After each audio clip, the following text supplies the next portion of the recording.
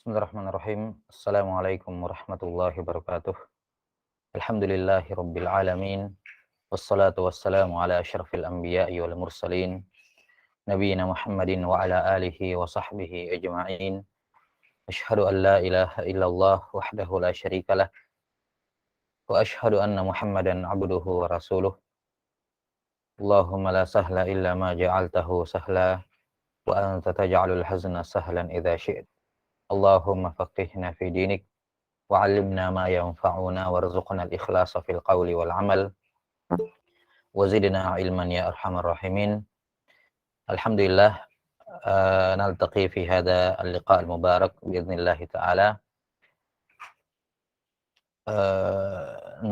Sebagaimana yang sudah disebutkan bahwa majelis ini kita adakan untuk menjawab beberapa pertanyaan dari kawan-kawan seputar ilmu ar-riwayah dan sanad. Nah, mudah-mudahan dengan adanya majelis ini bisa memberikan sedikit tambahan pengetahuan berkenaan dengan ilmu riwayah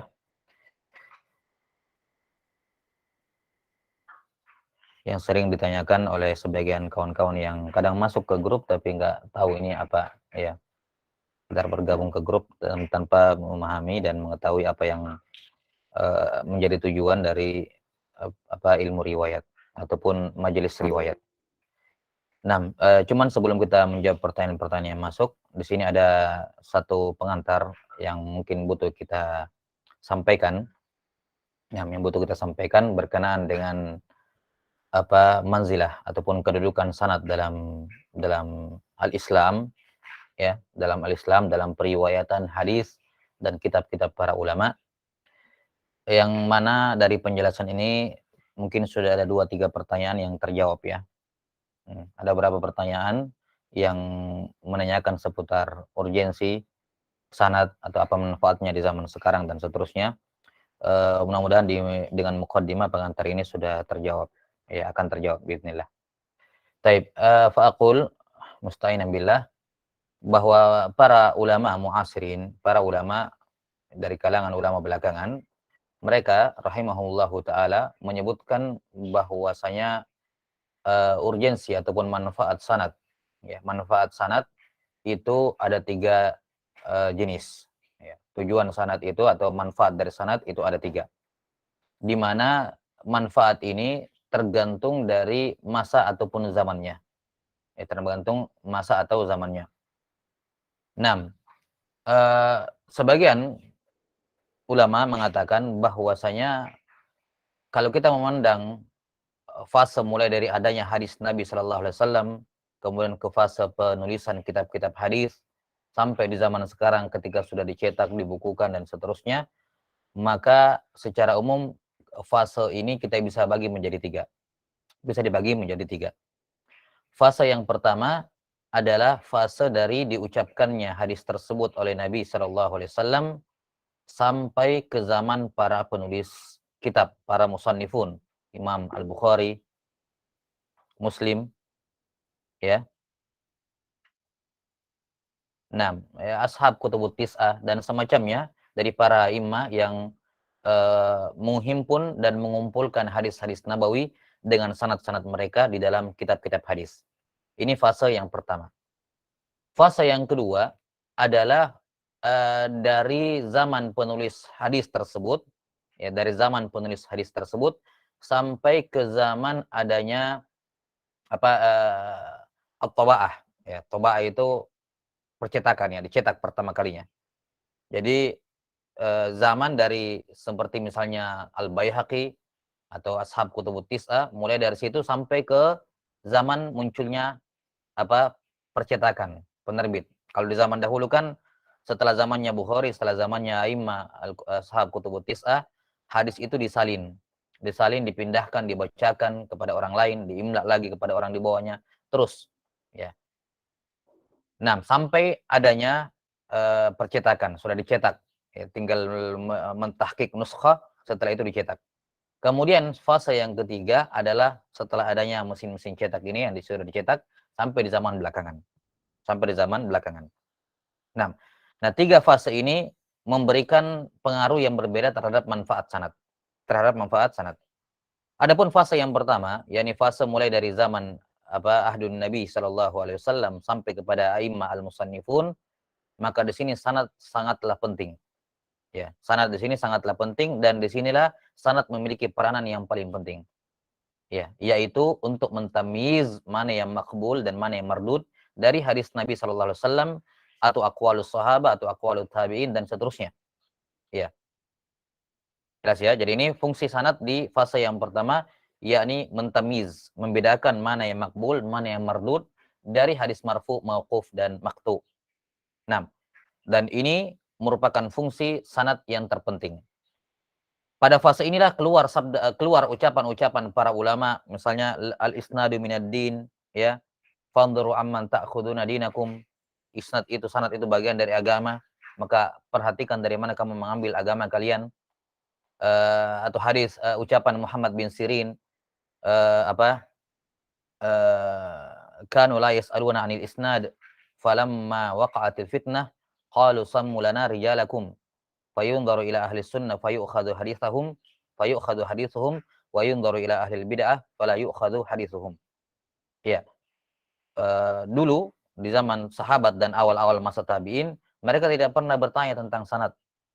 Tapi ketika terjadinya fitnah, yakni terbunuhnya Utsman bin Affan radhiyallahu taalaan, barulah kaum muslimin sadar akan adanya orang-orang yang bermasalah di tubuh kaum muslimin. Barulah mereka mulai menanyakan siapa saja yang mau mengatakan Rasulullah SAW bersabda, mereka ditodong pertanyaan, sammulana rijalakum. Sudah mulai menanyakan dari mana kamu ambil. Ya.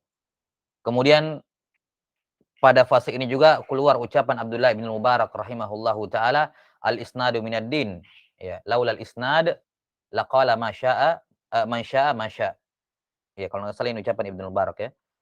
Nah, bahwa sanad itu bagian dari agama. Seandainya bukan karena sanad, semua orang bebas mengucapkan apa yang dia katakan. Semua orang bebas menisbatkan kepada Nabi, kepada sahabat, kepada tabi'in, ya, kepada Nabi sallallahu alaihi wasallam apa saja yang mereka mau. Nah, ini fase yang pertama, fase di mana sanad yang menjadi penentu dan sangat penting sekali. Ya, sangat penting sekali. Ya, dan tentunya di masa ini fungsi-fungsi sanad yang ada di fase kedua dan yang ketiga yang akan kita sebutkan nanti juga ada di sini. Ya, secara umum ya, secara umum. Baik, jelas ya.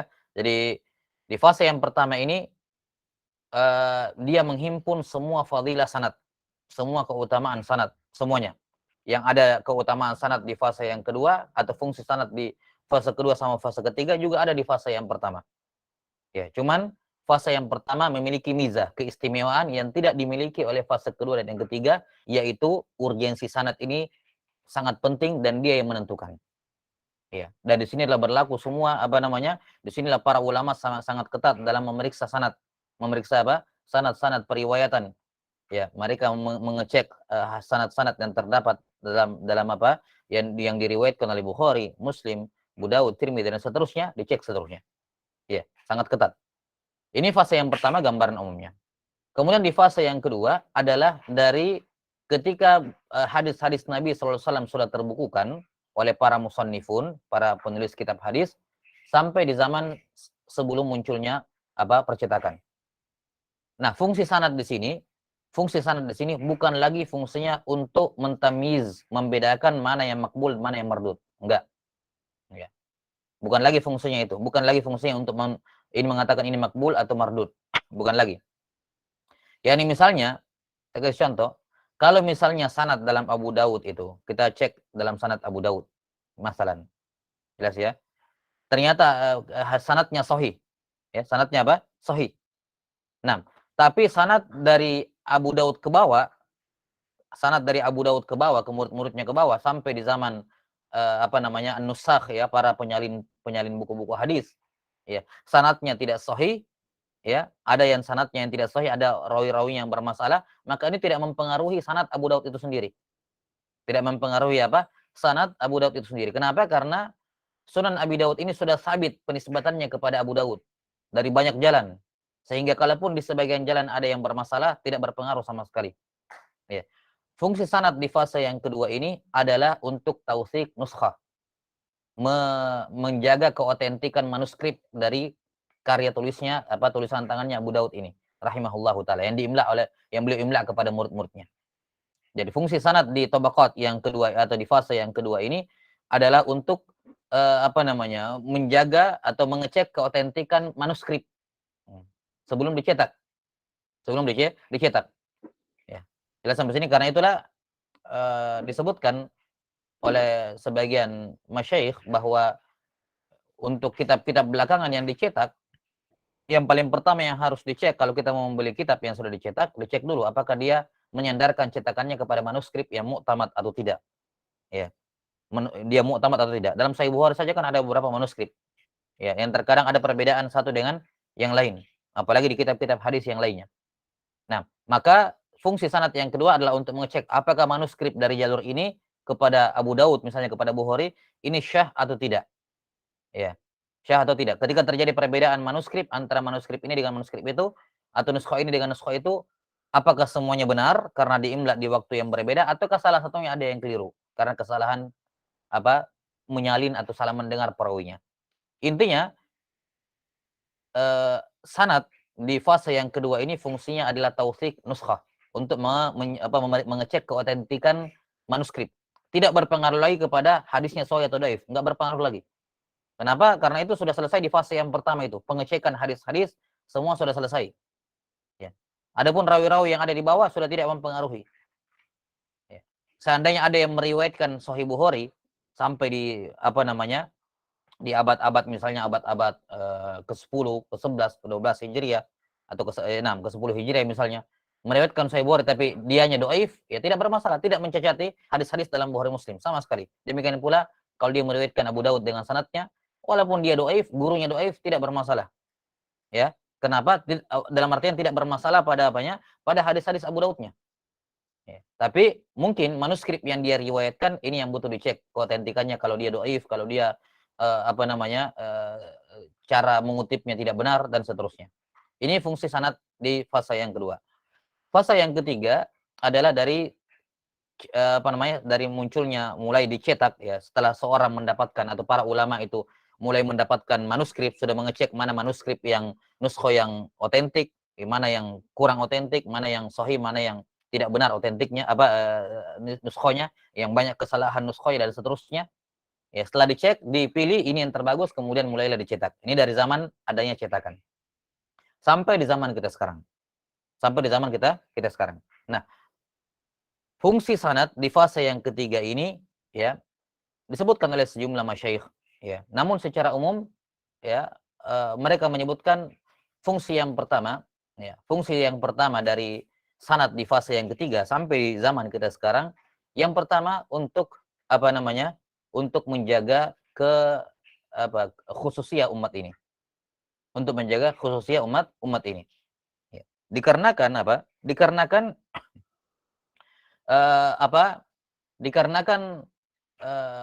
Islam memiliki keistimewaan yang tidak dimiliki oleh agama lain, di mana semua hal-hal yang berkenaan dengan agama mereka itu diriwayatkan dengan sanad yang bersambung, diriwayatkan dengan sanad.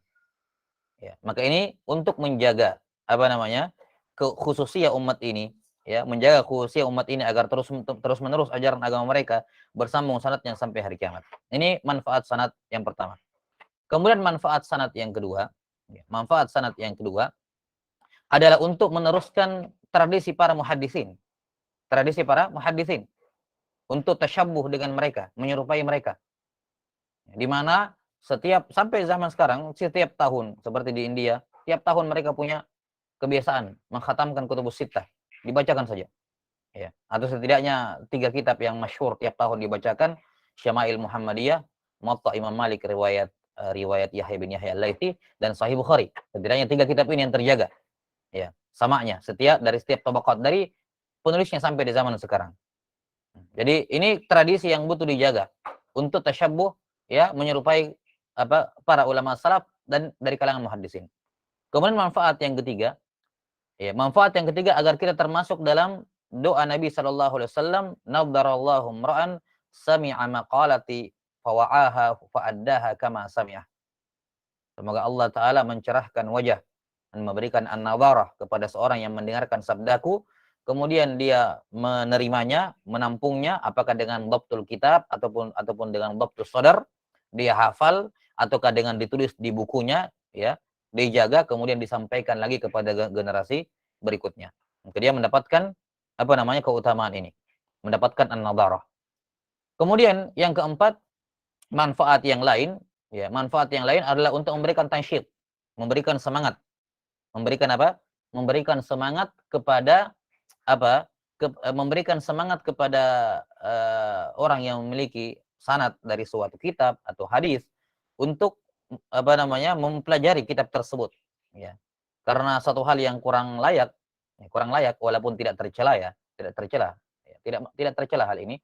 Cuman setidaknya itu akan memberikan motivasi bahwa saya sudah punya sanad kitab ini atau hadis ini, maka saya selayaknya juga mengetahui kandungan dari kitabnya. Nah, dan kemudian manfaat-manfaat lain, misalnya dia mengetahui secara pasti dari mana. Ya, walaupun memang kayak Sahih Bukhari, Sahih Muslim dan seterusnya jelas penisbatannya kepada Bukhari Muslim tidak perlu diragukan. Cuman kalau dia punya alurnya sendiri, dia tahu dari mana jalur-jalurnya, ini tentunya bisa memberikan nilai plus pada keyakinan dia, ya, memberikan nilai plus pada keyakinan dia akan kepastian dan keotentikan kitab-kitab hadis tersebut. Walaupun sekali lagi jelas, ya, itu tidak perlu dipermasalahkan lagi. Ya, akan keotentikannya sampai kepada penulis. Nah, wallahu a'lam bishawab. Maka ini tiga fungsi sanad. Karena itulah kalau ditanyakan apa fungsi sanad di zaman sekarang, ya, yang sudah kita sebutkan tadi.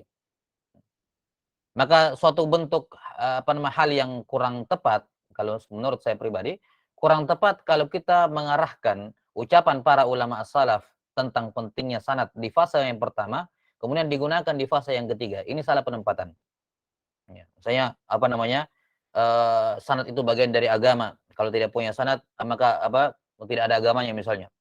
Ya, atau kalau dia tidak memiliki dasar dari sanad dari apa yang dia amalkan, maka itu salah dan seterusnya. Ini kurang tepat penempatannya. Karena itu berlaku di zaman dahulu, di zaman mutaqaddimin, di mana siapa yang beramal dan tidak memiliki hadis yang daran kepada Nabi SAW, iya, tidak bisa. Nah, atau dia menisbatkan sesuatu kepada Nabi SAW dan tidak ada sanadnya, iya, ini tidak boleh. Adapun di zaman sekarang semua sudah fix, selesai masalah. Semua hadis-hadis sudah terbukukan dan dipastikan keotentikannya kepada para penulis kitab. Maka urgensi sanad di zaman yang pertama sudah tidak ada di zaman belakangan. Sudah tidak ada di zaman-zaman belakangan. Sudah sampai sini? Ayo. Jelas sampai sini? Jadi ini tiga hal yang tiga fase ini butuh difahami apa fungsi sanad di setiap fase agar tidak gulu dalam berlebihan dalam memandang menilai posisi sanad di zaman sekarang, dan juga tidak berarti mengatakan tidak ada lagi gunanya kalau gitu karena semua kan sudah terbukukan. Ngapain lagi kalau begitu sekarang orang mengejar ataupun mencari sanad dan seterusnya. Ya. Ini tentunya juga ucapan yang tidak benar. Ya, kita akan terangkan nanti tentang ada pertanyaan tadi saya lihat tentang itu, kita akan jelaskan. Saya bukan fokusnya ke situ dulu. Jadi perhatikan ya, ini tiga fase harus difahami letak manfaat sanad di setiap fase, dan itu insyaallah taala bisa memberikan pandangan, ya, dan menjawab beberapa pertanyaan yang sudah disebutkan sebelumnya. Nah, kemudian sanad. Sanad ini, orang yang memiliki sanad itu dinamakan musnid. Ya, bagi yang sudah mempelajari ilmu mustalahul hadis, afwan sebentar.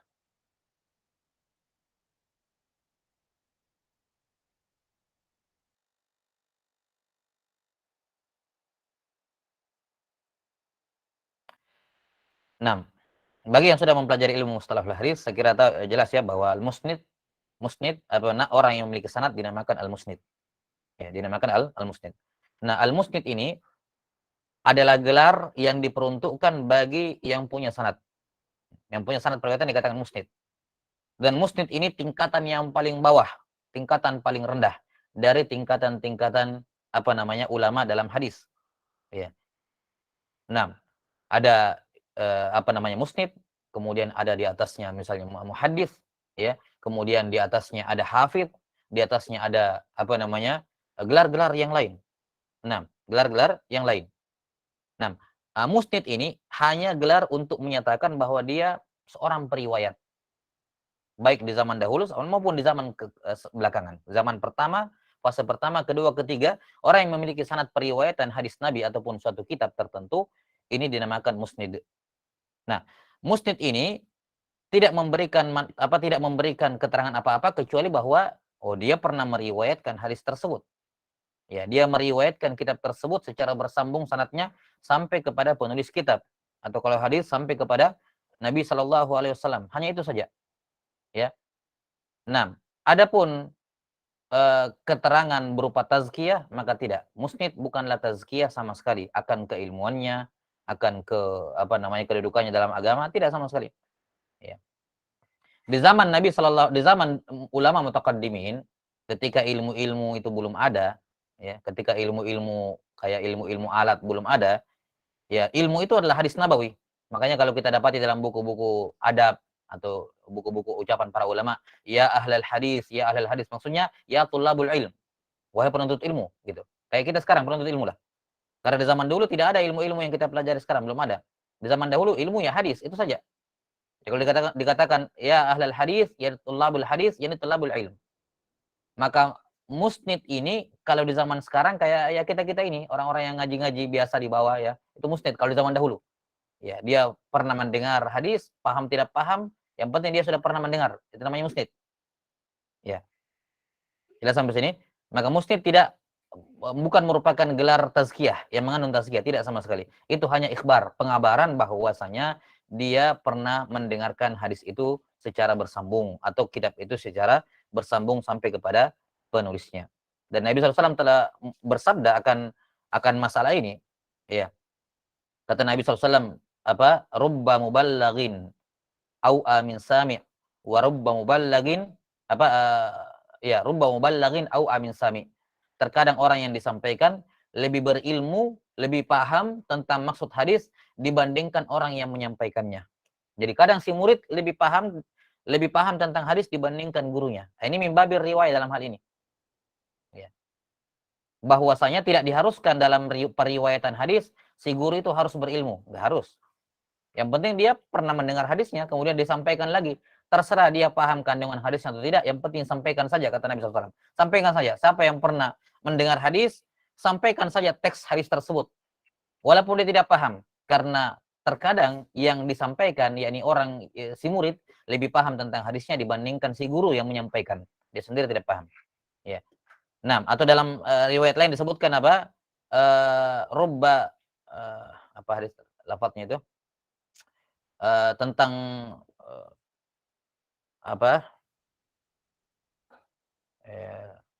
al-faqih menyampaikan hadis kepada man huwa afqahu minhu, kepada orang yang lebih faqih dibandingkan dirinya. Nah, maka ini musnid, ya, tidak dipersyaratkan adanya apa-apa dan juga tidak menunjukkan apa-apa, kecuali sekedar persyaratan bahwa dia telah mendengar sanadnya secara bersambung dan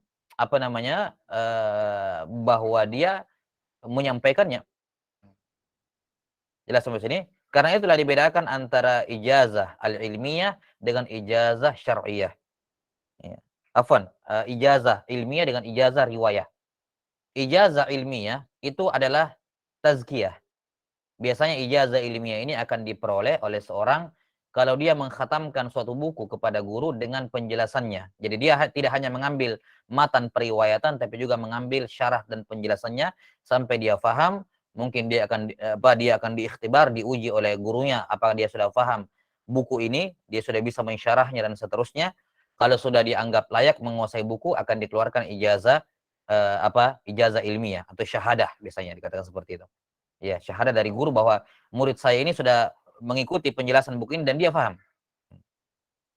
Adapun ijazah riwayah, ijazah itu bermakna izin, sekedar mengizinkan. Sekedar mengizinkan. Ya. Karena ijazah adalah masdar dari kata ajaza yujizu ijazatan. Ajaza artinya membolehkan. Ya kan? Dari kata jawaz. Ajaza fi'il muta'addi kan, yakni membolehkan. Ya. Membolehkan si guru membolehkan murid untuk menyampaikan riwayat itu kepada orang lain lagi setelahnya. Jadi tidak mengandung tazkiyah sama sekali, hanya izin. Karena itulah lafaz-lafaz ijazah bebas, mau dikatakan ajaztuka atau azintulaka, saya izinkan kamu, azintulaka antarwiya anni, ya, saya izinkan kamu untuk meriwayatkan dari saya, itu juga ijazah. Karena hakikat dari ijazah bukan tazkiyah, ya, bukan pengakuan akan keilmuan dia dan penguasaan dia terhadap buku yang diriwayatkan, tidak sama sekali. Itu hanya pernyataan izin dari guru bahwa kamu silakan kalau mau menyampaikan kepada orang lain, silakan. Karena itulah tidak ada keunggulan kalau kita berbicara mengenai ijazah ilmiah, maka jelas orang yang punya ijazah ilmiah punya keunggulan dibandingkan yang tidak punya. Karena menunjukkan gurunya mengakui dia dan bahwa dia menguasai buku itu. Itu kalau ijazah ilmiah. Adapun ijazah riwayah, maka tidak ada keunggulan antara orang yang punya ijazah riwayah dengan orang yang tidak punya ijazah riwayah. Tidak ada keunggulannya. Kecuali keunggulan yang disebutkan tadi, manfaat-manfaat sanad. Ya, sekedar itu. Kita sampai sini. Adapun kalau dikatakan yang punya ijazah riwayah, punya sanad lebih berilmu dibandingkan yang tidak, oh tidak sama sekali. Itu tidak ada seperti itu. Ya, karena Nabi SAW menjelaskan tadi, ya, bahwa bukan syarat seorang itu menyampaikan hadis harus berilmu. Enggak, biar orang berilmu. Ya, biar orang awam sekalipun. Yang penting dia pernah ikut majelis, kemudian disampaikan lagi kepada orang. Enggak ada masalah. Nah, atau dikatakan misalnya bahwa orang yang punya sanad lebih selamat dibandingkan yang tidak punya sanad. Ini juga ucapan yang tidak benar, terlalu berlebihan dalam terlalu berlebihan dalam mendudukkan sanad dari posisinya di fase yang ketiga seperti kita sekarang. Atau yang mengatakan bahwasanya yang tidak punya sanad berarti terputus ini dan itunya, macam-macam. Jelas sampai sini, ini tidak sama sekali. Tidak sama sekali. Jadi sanad tujuannya untuk, sudah kita sebutkan di zaman-zaman belakangan, untuk tabarruk, untuk tasyabbuh dengan as-salihin, untuk masuk dalam doa Nabi SAW, untuk menjaga, melestarikan khususiyah umat ini, untuk memberikan tansyid, penyemangat kepada orang yang pelajarinya, ya. Nah, dan kalau dia rihlah, dia mendapatkan pahala rihlah. Ya, dia mendapatkan pahala rihlah. Jelas sampai sini kalau dia melakukan rihlah. Nah, ala kulli hal, ini saya kira sebagai pengantar yang butuh diperhatikan, ya, dua poin ini. Yang pertama kedudukan sanad dalam tiga fase yang kita sudah sebutkan, dan yang kedua adalah bahwa memiliki ijazah, memiliki sanad bukan tazkiyah sama sekali, bukan menunjukkan dia orang berilmu, tidak ada pengakuan apa-apa tentang ilmunya, kecuali kalau ijazahnya ijazah ilmiah, yakni syahada ilmiah, yang kalau kita di zaman sekarang ya kayak ijazah tamat dari ijazah tamat dari suatu institusi pendidikan, ya. Kan ada ujiannya, ada tesisnya, ya, ada skripsinya, diuji dan dia berhasil lolos, berarti itu pengakuan bahwa dia menguasai bidangnya. Ya, adapun kalau sanad saja sekedar mendengar, setelah itu dikatakan dia paham, tentunya tidak ada yang mengatakan seperti itu. Atau dikatakan dia memiliki kelebihan dibandingkan yang lain, ini juga tidak dinamakan seperti itu. Ya, wallahu taala alam bisawab. Ya, saya kira ini pengantar yang butuh kita sampaikan sebelum menjawab pertanyaan. Baik, sekarang kita lihat pertanyaan-pertanyaan yang masuk. Pertanyaan yang pertama, saya urut berdasarkan yang masuk dulu, ya. Kalau ada yang masih mau majukan pertanyaan, silakan masukkan di grup. Nah, soal yang pertama, apakah dalam periwayatan kitab dan sanad kitab berlaku juga ilmu jarh wa ta'dil terhadap rawi-rawi kitab? Ya, sudah tergambar dari penggambaran tadi, ya, bahwa periwayatan kitab dan sanad kitab kalau dia di fase yang kedua, yakni untuk mengecek keotentikan manuskrip kitab ini sampai kepada penulisnya, maka iya ini berlaku. Ini berlaku. Jelas sampai sini? Ya, kalau dia walaupun apa istilahnya, sifat dari persyaratan itu sudah agak longgar sebagaimana dikatakan oleh Az-Zahabi, Ibnu Katsir rahimahullah, bahwa sanad-sanad di kalangan ulama belakangan itu, atau kriteria al-adalah wad dhabat, ya, adalah dengan dhabat di kalangan ulama mutaakhirin itu sudah tidak seketat di kalangan ulama mutaqaddimin. Bukan artian tidak dipersyaratkan lagi adalah dengan dhabat, cuman batas minimal dhabat itu direndahkan lagi. Kalau di zaman dahulu dhabat itu di fase yang pertama dhabat harus sampai sini baru diterima hadisnya. Kalau di zaman belakangan, terkhusus di fase yang kedua, ya, itu kalau dhabatnya di bawah sini, oke lah masih bisa diterima. Tapi tetap punya dhabat. Jadi dianggap tetap punya dhabat, cuman kriteria dhabatnya diturunkan. Karena bedanya generasi dulu sama zaman belakangan. Ya. Demikian pula adalah di zaman dahulu rawi-rawi yang majhul enggak diketahui misalnya, ya, ditolak riwayatnya. Ditawakuf riwayatnya. Di zaman-zaman belakangan ini apa namanya, juga dilonggarkan, dilonggarkan. Ya, misalnya kalau dia adalahnya dia zahir tapi tidak adalah batin. Ya, dan seterusnya. Ini penyebarnya di ilmu mustalah ya. Jadi kalau kita katakan jarh wa ta'dil dalam artian al-adalah dengan dhabat, ya, karena kan dalam jarh wa ta'dil jarah dan ta'dil itu ada banyak bentuk ya. Ada misalnya ada jarah pada dhabatnya, jarah pada adalahnya, jarah pada keduanya, atau jarah yang bukan kembali kepada keduanya. Itu dipelajari dalam ilmu jarh wa ta'dil. Tapi ala kulli hal di fase yang kedua masih ada yang seperti itu untuk menjaga keotentikan sanad. Ya, untuk menjaga keotentikan sanad. Adapun di fase yang ketiga lebih longgar lagi ya, karena kan sudah tidak berpengaruh ke keotentikan kitab. Semua sudah jelas. Cuman bukan berarti tidak berlaku sama sekali. Di sanad-sanad di fase yang ketiga di zaman sekarang ada rawi-rawi yang kadzab mengaku mendengar dari guru ini padahal tidak. Itu tidak diterima seperti itu. Ada. Di zaman-zaman belakangan juga ini, di zaman sekarang ada yang sarikul hadis, sarikul isnad ya, mencuri sanadnya orang. Ada seorang guru memposting sanadnya di Facebook, dia ambil, dia bilang saya riwayatkan dari sini. Gitu. Ini dia mengklaim mendengarkan juga dari guru dari syekh itu yang ada di internet itu. Ya. Ini mencuri sanadnya orang. Ya, ini namanya apa? Sarikul hadis, dan ini nau minal kadzab, minal kadzib.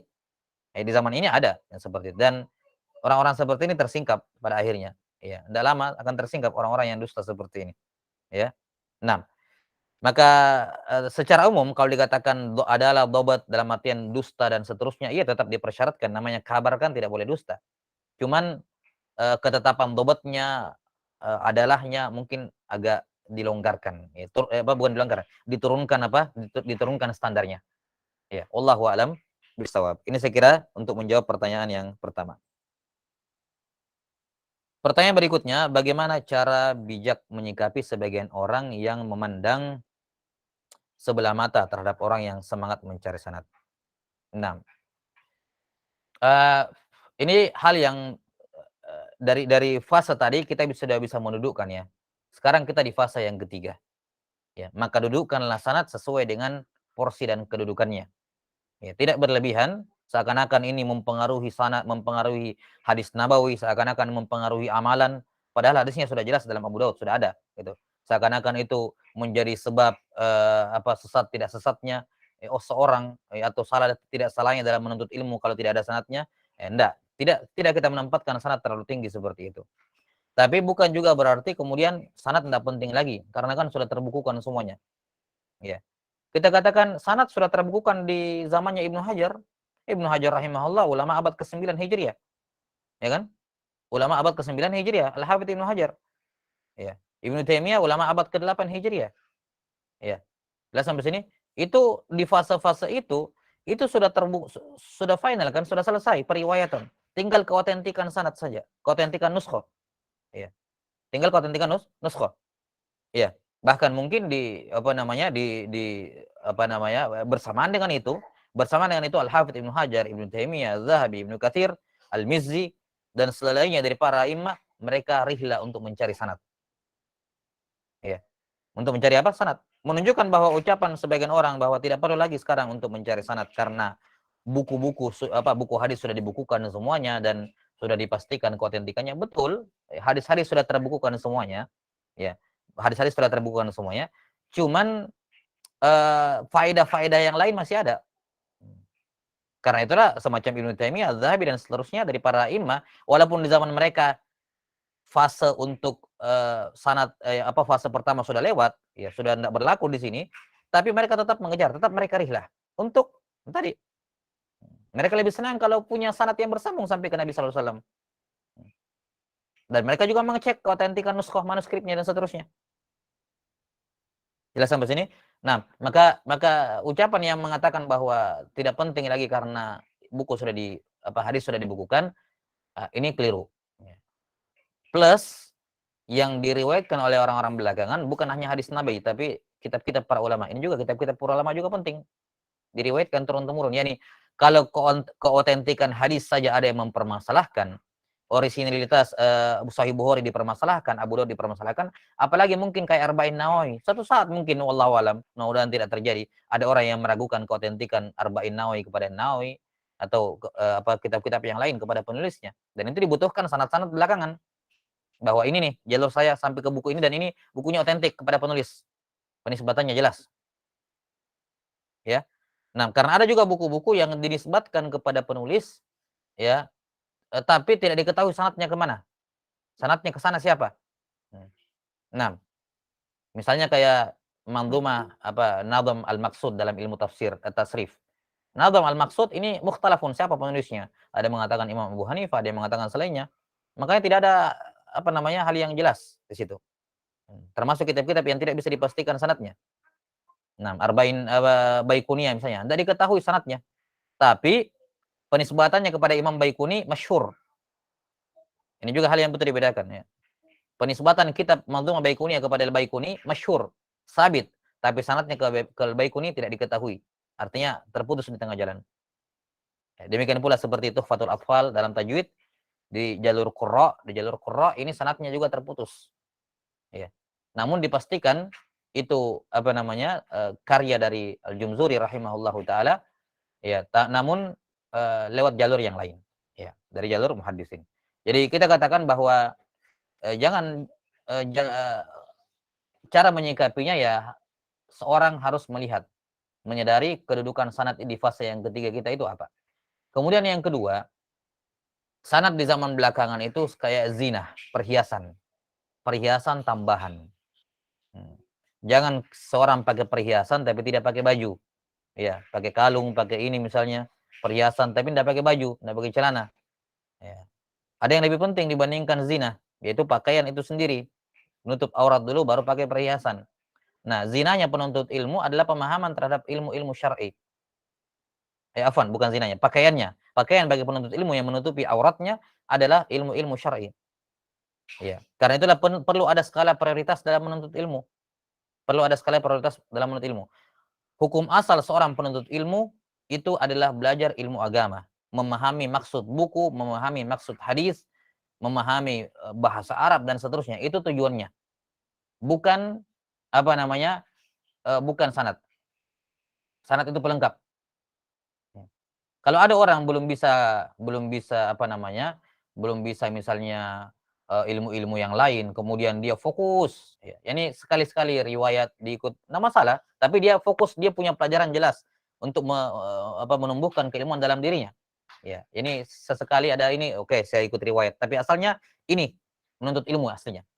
Nah, yang tercela itu kalau dia tidak belajar ilmu sama sekali, la lughatul arabiyyah wala aqidah, al fiqh, al hadis, ya atau apa namanya syarah hadis, dia ini kemudian menghabiskan waktunya untuk riwayat, majelis riwayat. Ini hal yang salah prioritas. Kita sampai sini. Ini butuh mempelajari masalah skala prioritas dalam menuntut ilmu. Ya. Jelas sampai sini? Ya. Jadi kalau kamu sudah paham sudah punya basic di ilmu-ilmu yang dibutuhkan, ya silakan kamu mau ngejar ini dan itu, ya. Pakai banyak waktu untuk riwayat dan seterusnya, silakan. Tapi di fase awal ketika belum punya apa-apa, majelis riwayat itu sambilan, bukan asal. Sambilan saja. Karena itulah pernah ada pertanyaan, saya enggak dibaca, enggak ada yang bertanya di sini. Pernah ada yang bertanya, kalau di satu hari ada di satu waktu ada dua majelis yang sama. Satu majelis diroyah, yakni membahas, mensyarah, menta'liq kitab, mensyarah kitab. Satunya majelis riwayat tok. Yang mana didahulukan? Yang mana didahulukan? Kita katakan lihat kebutuhan kamu. Ya. Kalau kamu sebagai penuntut ilmu, ya penuntut ilmu yang apa namanya pemula dan semacamnya yang masih butuh ilmu, maka dahulukan majelis diroyah. Dahulukan majelis di mana dijelaskan buku-buku itu di dalamnya. Dijelaskan maknanya. Karena memahami kitab lebih penting dibandingkan memiliki sanadnya. Ya. Memahami isi kitab jauh lebih penting dibandingkan memiliki sanad buku itu. Lebih penting. Ya. Seandainya dia punya 10 jalan untuk buku itu, ya, sementara dia cuma punya satu jalan, atau bahkan mungkin tidak punya sanad sama sekali terhadap buku itu lebih penting. Ya. Lebih penting dia punya pemahaman terhadap buku itu walaupun dia tidak punya sanadnya. Kenapa? Karena sanad buku itu sudah pasti. Sudah banyak orang-orang yang punya sanad buku itu, kamu tidak perlu punya gitu. Apa tidak wajib punya kamu. Yani sanad kamu itu tidak menentukan keotentikan Arba'in sampai ke Nawawi. Apakah betul Arba'in ini karyanya Nawawi atau bukan? Sanad kamu tidak menentukan. Itu sudah syah karyanya Nawawi dengan sanad-sanad dari jutaan ulama. Ya. Sudah banyak yang punya sanadnya. Jadi sanad kamu sudah tidak terlalu penting untuk menjaga untuk mengecek keotentikannya, nggak perlu. Ya, maka lebih penting kamu memahami isinya. Ya, memahami isinya. Maka kalau bertabrakan dua majelis itu, maka dahulukan pemahaman terhadap isi dibandingkan sanadnya. Sudah sampai sini? Nah, ini hal yang penting diperhatikan. Allahumma, kecuali satu keadaan dia bisa mendahulukan majelis riwayah. Kalau guru itu berpotensi tidak kita temukan lagi. Sudah tua sekali, sanadnya ali, sanadnya tinggi dan dia sudah tua, jarang-jarang ketemu dengannya, bisa jadi setelah ini meninggal sudah tidak ketemu lagi, sayang gitu. Sayang, maka oke lah. Ya. Kasuistik seperti ini yang sifatnya case seperti ini ya, oke, dia mendahulukan majelis riwayah karena jarang. Tapi kalau misalnya guru ini yang kita bacakan kepadanya masih banyak orang-orang lain yang hidup yang sanadnya setinggi dengan dia, apalagi kalau sanadnya nazil di bawah, ya nggak usah lah. Ya, dahulukan majelis diroyah. Ya, kalau sanad si guru itu nazil, sanad si guru itu nazil, rendah. Nah, atau misalnya sanadnya tinggi tapi masih banyak yang lain-lain juga, kita masih mengenal yang lain-lain yang kita bisa ambil nanti di waktu yang lain supaya tidak bertabrakan dengan majelis diroyah ini. Ya. Masih ada yang selevel dengan sanadnya yang bisa kita ambil. Kalau kita tidak ambil dari dia, kita masih bisa ambil dari yang lain. Maka di sini didahulukan majelis diroyah sebelum apa? Sebelum riwayah. Wallahu a'lam bishawab. Kemudian yang ketiga, pertanyaan berikutnya, bagaimana pendapat Ustadz terkait pengambilan sanad riwayat kepada orang yang manhaj dan akidahnya berbeda dengan kita? Dianjurkankah? Tapi ini masalah sebenarnya klasik ya. Saya nggak tahu kenapa secara pribadi saya nggak paham dengan munculnya hal itu di zaman-zaman belakangan. Jadi tentu saja kita sepakat tidak boleh mengambil riwayat dari ahli bid'ah yang keluar dari Islam, yang bid'ahnya mukafirah, itu jelas. Sepakat para ulama. Namun riwayatul mubtadi meriwayatkan hadis dari ahli bidah. Ingat ya, sekedar periwayatan, bukan mengambil isi buku. Ya, ini butuh dijelaskan dulu. Ya, butuh difahami dulu. Kita berbicara mengenai ilmu riwayah, bukan ilmu dirayah. Bukan mau mengambil kandungan bukunya, bukan. Tapi sekedar saya mau mendengar dia supaya saya bersambung sanad saya sampai kepada penulis kitab atau kepada Nabi sallallahu alaihi wasallam. Itu saja. Nah, jelas ya. Jadi ini mimbabi riwayah, bukan mengambil takliknya, syarahnya itu kepada orang yang bermasalah akidahnya, bukan. Nah, ini hal yang pertama, dibedakan antara riwayah dengan dirayah. Kemudian hal yang kedua, sebelum kita menjawab, hal yang kedua, kalau kita berbicara mengenai ideal, ya tentu saja lebih ideal mengambil sanad hadis itu dari guru yang bagus akidahnya. Itu idealnya. Hatta mengambil riwayat pun idealnya mengambil dari yang bagus akidahnya. Ya. Yang dia pandang bagus akidahnya. Itu ideal kalau kita berbicara ideal. Nah, sekarang kondisi tidak idealnya adalah sanad atau buku itu diriwayatkan dengan sanad yang ahli tapi lewat seorang yang tanda kutip bermasalah akidahnya. Ya, menganut suatu bid'ah. Nah, apakah dibolehkan? Nah, ini masalah klasik, semua buku-buku mustalahul hadis bahas yang dari tingkat menengah ke atas. Nuzhatun Nadhar, Ikhtisar Ulumil Hadis, semuanya membahas apa hukum riwayatul mubtadi. Dan kalam para ulama itu masyhur. Karena itulah suatu hal yang aneh di zaman belakangan, di zaman sekarang ini, ada orang mengaku misalnya jurusan hadis tapi mengingkari yang kan masalah khilafiyah dalam mustalahul hadis. Jangan tasyadud, jangan memvonis orang yang mengambil riwayat dari orang yang beda akidah kemudian dikatakan tami'lah atau dikatakan memasarkan bid'ahnya lah atau memberikan popularitas kepadanya dan seterusnya. Ya, ini tuduhan yang kurang berdasar ya. Nah, karena ini masalah dibahas oleh para ulama. Sebagian mengatakan dibedakan kalau hadisnya itu menguatkan bid'ahnya ditolak, tapi kalau hadisnya tidak menguatkan bid'ahnya diterima. Sebagian mengatakan boleh kalau dia bukan dai, tapi kalau dia dai kepada bid'ahnya maka tidak boleh. Ini pendapat-pendapat yang ada. Yani silakan memilih manapun pendapat, tapi pendapat yang paling lemah adalah yang menolak riwayat mubtadi secara mutlak, yang melarang secara mutlak itu pendapat yang sangat lemah. Ya. Ada rincian, selalu ada rincian. Ya, jelas sampai sini. Saya tidak mau membahas ini karena ini pembahasannya di mustalahul hadis. Yang ingin saya tekankan, pendapat yang melarang secara mutlak itu tidak berdasar. Ya, ini pendapat yang lemah. Jelas sampai sini, jumhur ulama ya semuanya memberikan tafsil, memberikan rincian. Ini sebab keadaan tertentu diterima, boleh mengambil dari mubtadi, keadaan lain tidak boleh. Jelas sampai sini? Maka jawaban untuk pertanyaan yang kedua boleh, selama orangnya bukan pendusta. Itu saja. Dalam kabar kan yang penting bukan pendusta.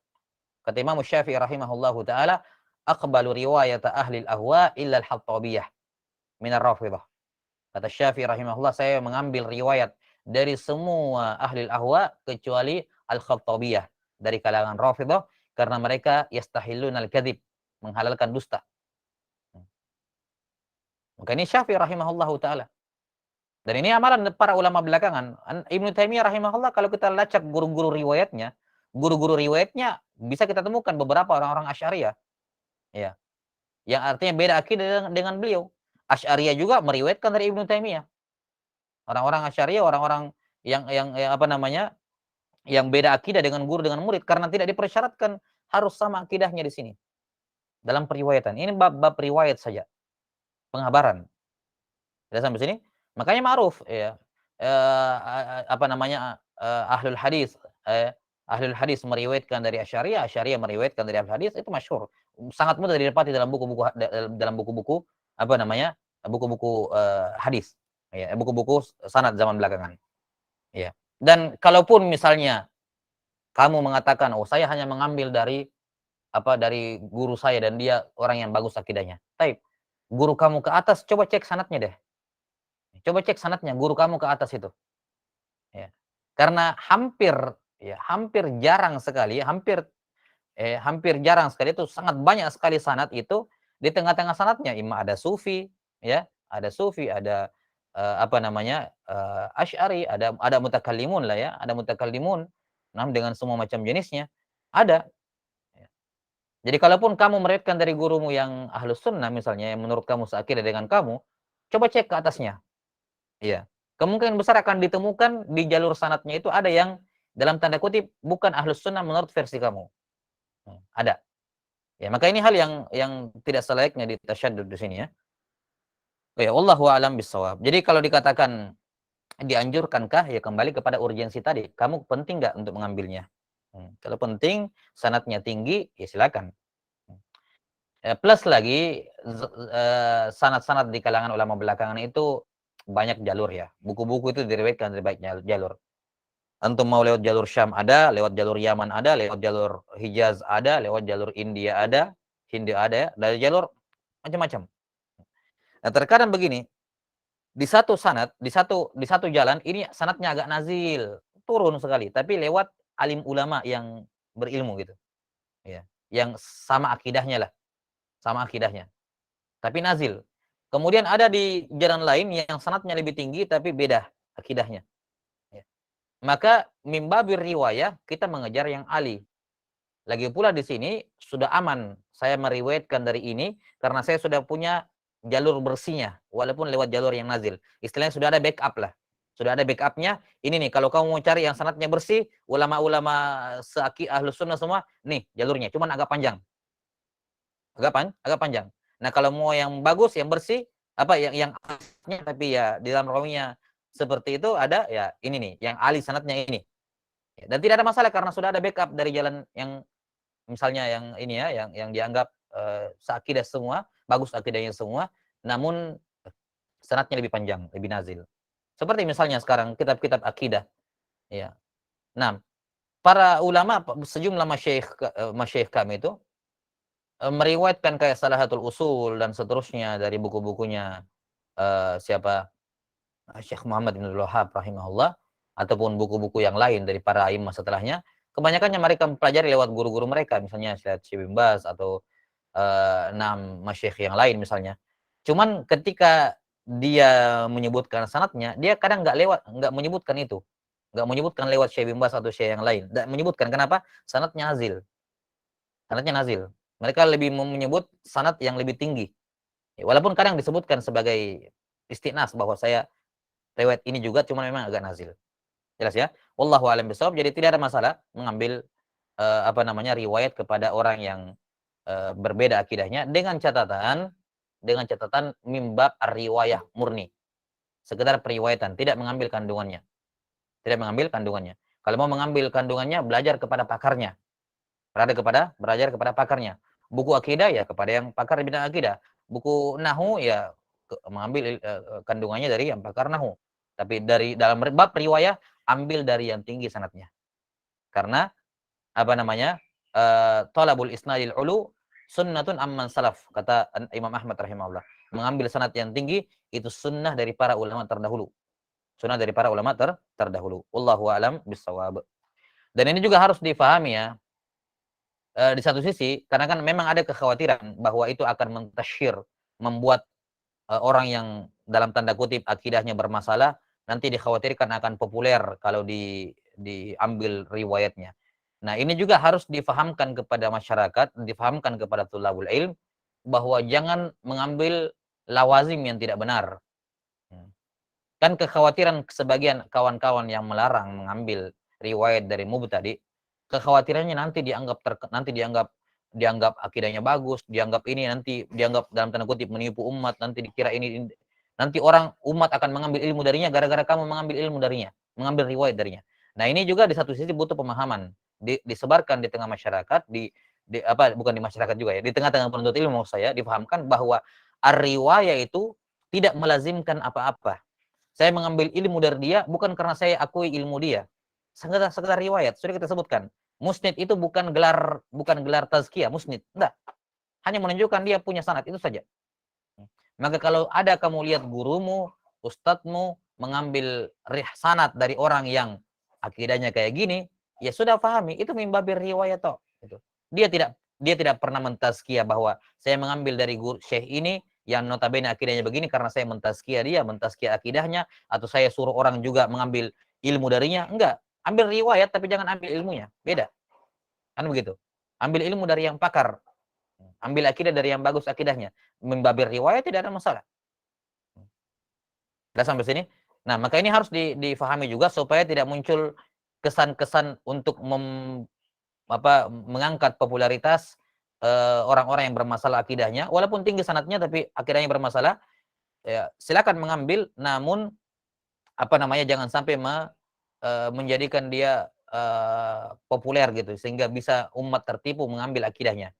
Caranya adalah dengan memberikan pemahaman bahwasanya kita mengambil riwayat sanad darinya tidak berarti apa-apa kecuali lewat itu saja. Sanadnya tinggi. Adapun akidahnya kita tidak sepakat, jangan ambil akidah darinya misalnya. Ya, jelas sampai sini. Ini dua hal ya juga yang butuh diperhatikan.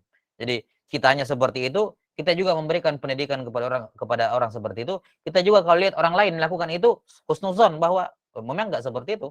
Ya, itu bukan tazkiyah darinya. Dan juga tidak ada anjuran bahwa ini dipopulerkan, tidak sama sekali. Ya, wallahu alam bisawab. Karena itulah kawan-kawan yang sudah terjun dalam ilmu riwayah semua paham. Tidak ada yang salah paham bahwa Ustadz Fulan mengambil dari Fulan berarti dia mentazkiyah akidahnya. Tidak ada kesan seperti itu. Kenapa tidak ada kesan seperti itu? Karena sudah pada paham ilmunya. Yang muncul kesan-kesan seperti itu karena tidak paham ilmunya. Maka ilmu ini yang butuh disebarkan, bukan justru dilarang, ditutup, disembunyikan ilmunya. Ya, disembunyikan ilmunya bahwa jangan disebarkan hal itu karena begini dan begitu ya.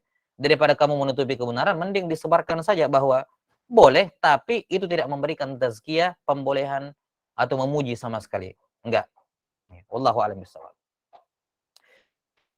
Pertanyaan berikutnya, kitab sahabat apa saja yang seyogianya dimiliki oleh penuntut ilmu yang fokus belajar terhadap ilmu riwayat? Ada beberapa sahabat di zaman-zaman belakangan yang masyhur biasa digunakan. Pertama, tentunya asbatnya Syekh Yasin Al-Fadani. Ini sangat penting dimiliki oleh orang-orang belakangan. Kutub asbatnya Syekh Yasin Al-Fadani. Kemudian ada asbatnya juga Syaukani rahimahullah. Kemudian ada sahabat juga Al-Amir Al-Kabir. Ya, kemudian ada sahabat di zaman belakangan Syekh Abdul Hayy Al-Kittani, ya, Abdul Hayy bin Abdul Kabir Al-Kittani. Nah, ini punya sahabat seluruhnya. Ya, punya sahabat dan di India ada sahabatnya siapa, Syekh Zakaria Al-Kandahlawi, ya, Muhammad Zakaria Al-Kandahlawi di India, sanad-sanad di India banyak berputar di situ, ya, karena beliau musyiknya India. 6. Kemudian apa, ya setelah itu di zaman-zaman belakangan paling. Kalau di Yaman ya, di Yaman paling di Yaman yang terkenal yang Musalsal bi Zabidin atau Lahdal, itu juga punya ada sahabatnya, juga bisa dicari ya. Nah, kalau zaman-zaman muasirin di zaman sekarang ada sahabat disebutkan sama Syekh, bukan sahabat sih sebenarnya, dia ke buku-buku biografi ya, biografi ulama. Syekh Yahya Al-Mar'ashli. Nah, beliau punya kutub tentang di biografi para ulama, di mana di dalamnya beliau menyebutkan juga sanad-sanadnya. 6, itu mungkin beberapa. Ada juga sahabat Al-Kuwait, Syekh Muhammad Syekh Ziyad Tuqla, hafizahullahu taala. Cuman ini lumayan banyak, cuman tidak fokus ke beberapa masyayikh saja. Ya, tidak ini. 6. Taib, yang keempat, jika seorang mengikuti majelis ilmu yang di dalamnya dibacakan matan suatu kitab lalu disyarah oleh guru yang memiliki sanad kitab matan tersebut, apakah yang menyimak secara otomatis bersambung sanadnya? Iya, otomatis bersambung sanadnya. Ya. Namun kalau si gurunya tidak memberikan ijazah di akhir, maka dia hanya boleh meriwayatkan yang dia dengar. Karena itulah kalau ada guru seperti ini, dia punya sanad bukunya, tapi dia tidak memberikan ijazah di setiap khataman, misalnya khatam setelah dia syarah bukunya, dan dia kasih ijazah misalnya, maka jangan sampai faut, jangan sampai ada yang luput pembacaan matanya. Kalau kamu luput syarahnya, oke lah. Ya, terlambat sedikit syarahnya, tapi matanya jangan sampai luput. Karena kapan kamu luput, berarti kamu hanya boleh meriwayatkan apa yang kamu dengar. Adapun yang tidak kamu dengar, tidak boleh kamu riwayatkan. Jelas ya? Tidak boleh kamu riwayatkan kalau tidak ada ijazah. Ya. Adapun masalah apakah sudah boleh otomatis bersambung? Iya, otomatis kalau si guru itu punya sanadnya. Dipastikan gurunya itu, dipastikan lebih dahulu gurunya punya sanadnya, maka otomatis bersambung. Dalam majelis sama, pertanyaan yang ke-6, dalam majelis sama tatkala qari salah baca satu atau dua kata, baik huruf maupun harokat, lalu guru tidak membetulkannya. Ya, mungkin karena satu dan lain hal. Apakah mempengaruhi kualitas sanad? Kalau ada ijazah di akhirnya tidak ada masalah yang seperti ini. Karena kan apalagi kalau sekarang kan buku sudah tercetak, jelas seperti saya katakan tadi, fungsi sanad di zaman belakangan itu bukan lagi keotentikan nuskhoh, otentikan manuskrip. Ini kita tidak masalah lagi yang seperti ini, salah baca 1, 2, 3 kata misalnya. Karena kadang ini ya bukan karena faktor sengaja ya salah baca, tapi semua orang tahu di buku tertulis ini nih. Si guru juga membaca seperti ini. Maka kalau kesalahan kecil seperti ini, insya Allah bisa dilebur dengan ijazah. Ya. Karena itulah semaksimal mungkin si guru atau kalau gurunya lupa, si murid mengingatkan di akhir majelis meminta ijazah untuk melebur hal-hal yang semacam ini. Ya. Supaya dia bisa riwayatkan secara sama kamilan. Ya, walaupun ada yang kayak tadi, tapi ijazah bisa mengcovernya. Wallahu a'lam bishawab. Taib, ini selesai pertanyaan yang kedua. Pertanyaan ketiga, di sini ada 6 pertanyaan. Pertanyaan yang pertama, ketika kita telah selesai mendengarkan majelis sama wal qiraah suatu kitab secara live. Namun di akhir majelis, mujiz tidak mengucapkan kalimat ajaztukum. Apakah sanad kita syah dan boleh meriwayatkannya kembali? Boleh, pada apa yang didengar saja. Sama kayak tadi. Selama tidak ada lafaz ijazah, maka dia hanya meriwayatkan apa yang dia dengar. Kalau dia dengar semuanya, alhamdulillah, dia boleh meriwayatkannya. Karena itu sama itu lebih tinggi dibandingkan ijazah. Ya, sampai sini. Ya. Secara umum kan sanad dikatakan bersambung dengan 3 cara. Hanya 3 cara secara umum. Ya. Yang pertama ada namanya tahdis, di mana guru membaca, murid mendengar. Guru membaca, murid mendengar. Ini tingkatan tertinggi. Tingkatan di bawahnya adalah ardon, yaitu murid yang membaca, guru yang mendengar. Murid yang membaca, guru yang mendengar. Tingkatan yang ketiga ijazah. Ijazah ini tidak ada yang membaca. Murid tidak membaca, guru tidak membaca. Tidak ada bacaan. Cukup si guru mengatakan, nih buku ini saya izinkan kamu meriwayatkan. Itu namanya ijazah. Nah, kalau dia mendengar dari guru, itu lebih tinggi dibandingkan ijazah. Ijazah itu level yang terendah dalam tingkatan-tingkatan ittisal dalam sanad. Ijazah itu tingkatan terendah. Karena itulah, kalau misalnya kamu mengikuti majelis, kita mengikuti majelis, kita mengikuti majelis, kemudian kita dengar dari awal sampai akhir, nggak usah ribut-ribut, Syekh tolong ijazahnya, nggak perlu. Gitu ya. Kamu sudah mendengarkan kehamilan, selesai masalah, dikasih ijazah, syukur, alhamdulillah, gitu. Itu bisa tadi mengurangi kalau ada yang luput-luput sedikit itu bisa mengcover. Kalau tidak dikasih ijazah juga, ya sudah, kamu kan mendengarkan secara kehamilan, tidak ada masalah. Ya. Apakah pengucapan suatu kalimat ajaztukum dan pengucapan qabiltu secara lisan di akhir majelis syarat wajib dalam periwayatan? Ya, tidak harus, bukan syarat, saya katakan tadi ya. Bukan syarat. Kapan dia mendengar kehamilan, ya sudah, mendengar sempurna, aman. Nah, ijazah itu dibutuhkan kalau kamu faut. Nah, kalau kamu faut, usahakan minta ijazah kepada guru. Ya. Supaya nanti kamu ketika menyampaikan kepada muridmu nanti, kamu katakan misalnya, sami'tu syekh fulan li aksarihi. Saya mendengarkan dari Syekh Fulan buku ini sebagian besarnya, wal baqi ijazatan, dan sebagian kecilnya yang saya luput itu saya riwayatkan dengan ijazah. Seperti itu. Nah, ini juga butuh amanah ya. Jangan misalnya dia mendengar semua buku kecuali satu lembar terakhir. Satu lembar ini banyak. Satu lembar itu banyak fautnya. Ini kemudian dia mengatakan saya mendengarkan semuanya dari guru saya. Ini tadlis. Kalau tidak mau dikatakan kadzib. Ini kadzib. Bukan tadlis lagi, ini kadzib. Kalau dikatakan saya mendengarkan buku ini sempurna dari guru saya, padahal lembar terakhir dia bolong atau ada satu hadis yang dia luput, ini kadzib, dusta. Tidak boleh dia seperti itu. Ya. Misalnya Arba'in, dia mendengarkan 41 hadis, yang hadis yang 40 dia tidak dengar. Dia katakan haddatsani atau sami'tu atau akhbarani syekhi, ya, li aksarihi, kebanyakannya. Atau apa sami'tu al-kitaba kamilan illa al-hadis kada wa kada. Misalnya kecuali illa hadisan wahida, kecuali satu hadis. Ya. Jelas sampai sini? Ya. Wa ijazatan. Kemudian diingatkan bahwa untuk satu hadis yang saya dengar ini ada ijazahnya. Jadi harus dibedakan dalam sighah, harus detail dalam sighah mimbab amanah dan agar terhindar dari tadlis dan kadzib. Nah, jadi apakah guru wajib mengucapkan ajaztukum? Tidak ada kewajiban guru mengucapkan ajaztukum, tidak ada kewajiban. Cuman bagusnya. Kalau semuanya mendengar alhamdulillah, tapi kalau ada yang tidak mendengar kasihan nanti. Ya, maka sebaiknya guru mengucapkan ajaztukum. Sampai sini. Kemudian ketika si guru mengatakan ajaztukum, saya ijazahkan kepada kalian, maka maksudnya ijazah khusus untuk buku itu toh, bukan untuk buku-buku yang lain. Untuk buku itu toh. Kemudian apakah murid wajib mengatakan qabil tuh? Tidak wajib. Jelas sampai sini? Jawabannya tidak wajib. Nah, kalau si guru mengatakan ajaztukum ya sudah. Ya. Si murid mau mengatakan qabil tuh syah, tidak mengatakan qabil itu pun juga syah, tidak ada masalah. Ya. Jelas? Wallahu a'lam bishawab. Jadi tetap syah riwayatnya kalaupun si murid tidak mengatakan qabiltu. Walaupun kalau dia mau mengucapkannya itu lebih keluar dari khilaf ya. Karena memang ada yang mengatakan tidak syah. Harus dikatakan qabiltu. Ya, khuruja minal khilaf, dia ucapkan tidak ada masalah. Apakah syah sanad seseorang yang didapatkan hanya dengan ijazah saja tanpa ada qiraah atau sama? Iya, kalau diijazahkan tidak masalah. Misalnya si gurunya kirim file PDF-nya ke dia, seraya mengatakan ini ajaztuka hadzal kitab. Ya, saya ijazahkan buku ini kepadamu. Maka ini apa? Namanya al-mukatabah. Dalam pembahasan mustalahul hadis ini namanya al-mukatabah, di mana si guru menuliskan hadis ya kepada si murid dikirim ke sana kemudian dikatakan saya ijazahkan. Ini al-mukatabah al-makrun bil ijazah. Maka ini boleh. Syah periwayatannya. Kemudian jika syah, apakah boleh memberikan sanad kepada orang lain dengan sama? Iya, boleh.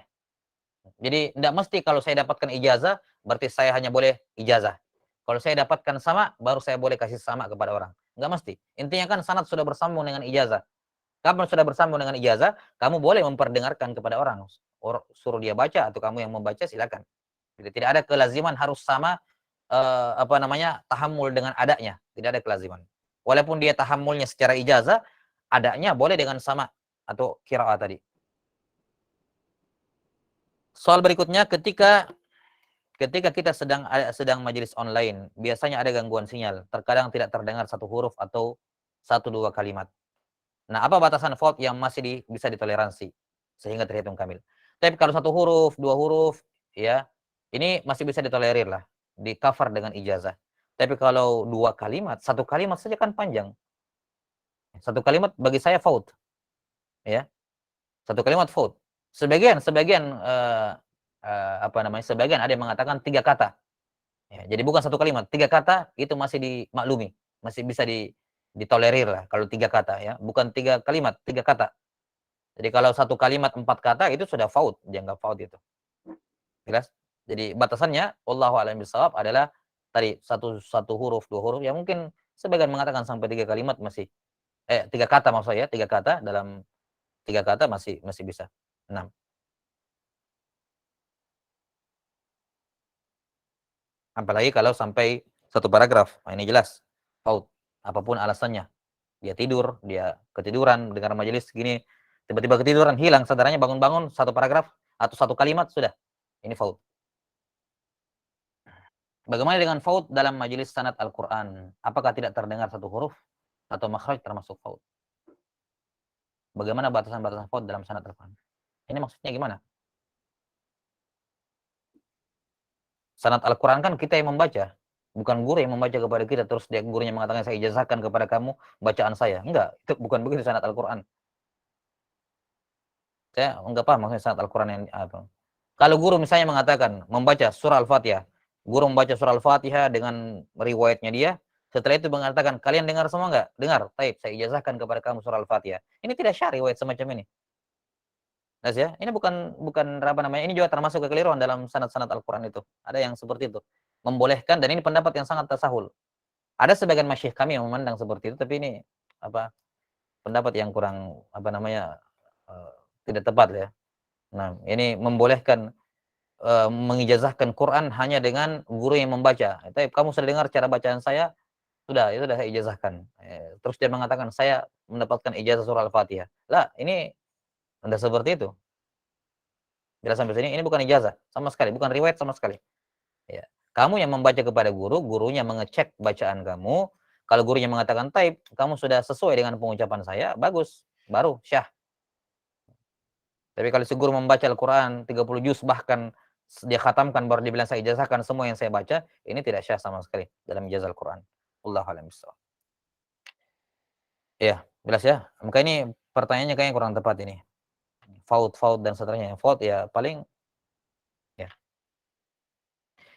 Pertanyaan yang ke-6 dari Ikhwan yang ketiga sekarang ini ya. Pertanyaan yang ke-6. Ketika ada faut dalam suatu majelis sama' wal qiraah, kemudian di samping itu kita juga plus diberikan ijazah tertulis. Apakah kita bisa memberikan sanad kepada orang lain walaupun kita ada faut? Boleh. Boleh memberikan dengan syarat tadi dipertegas di sigoh adanya. Sigoh adanya bahwa sami'tu hadza an fulan an syekh fulan li aksarihi, kebanyakannya, wal baqi ijazatan. Sisanya saya riwayatkan secara ijazah. Ada faut. Sami'tu hadzal kitab bi fautin. Ya, dengan faut terserah ditambahkan faut sogir, faut kabir, intinya bifaut ya wa ijazatan. Ya, bisa sampai sini?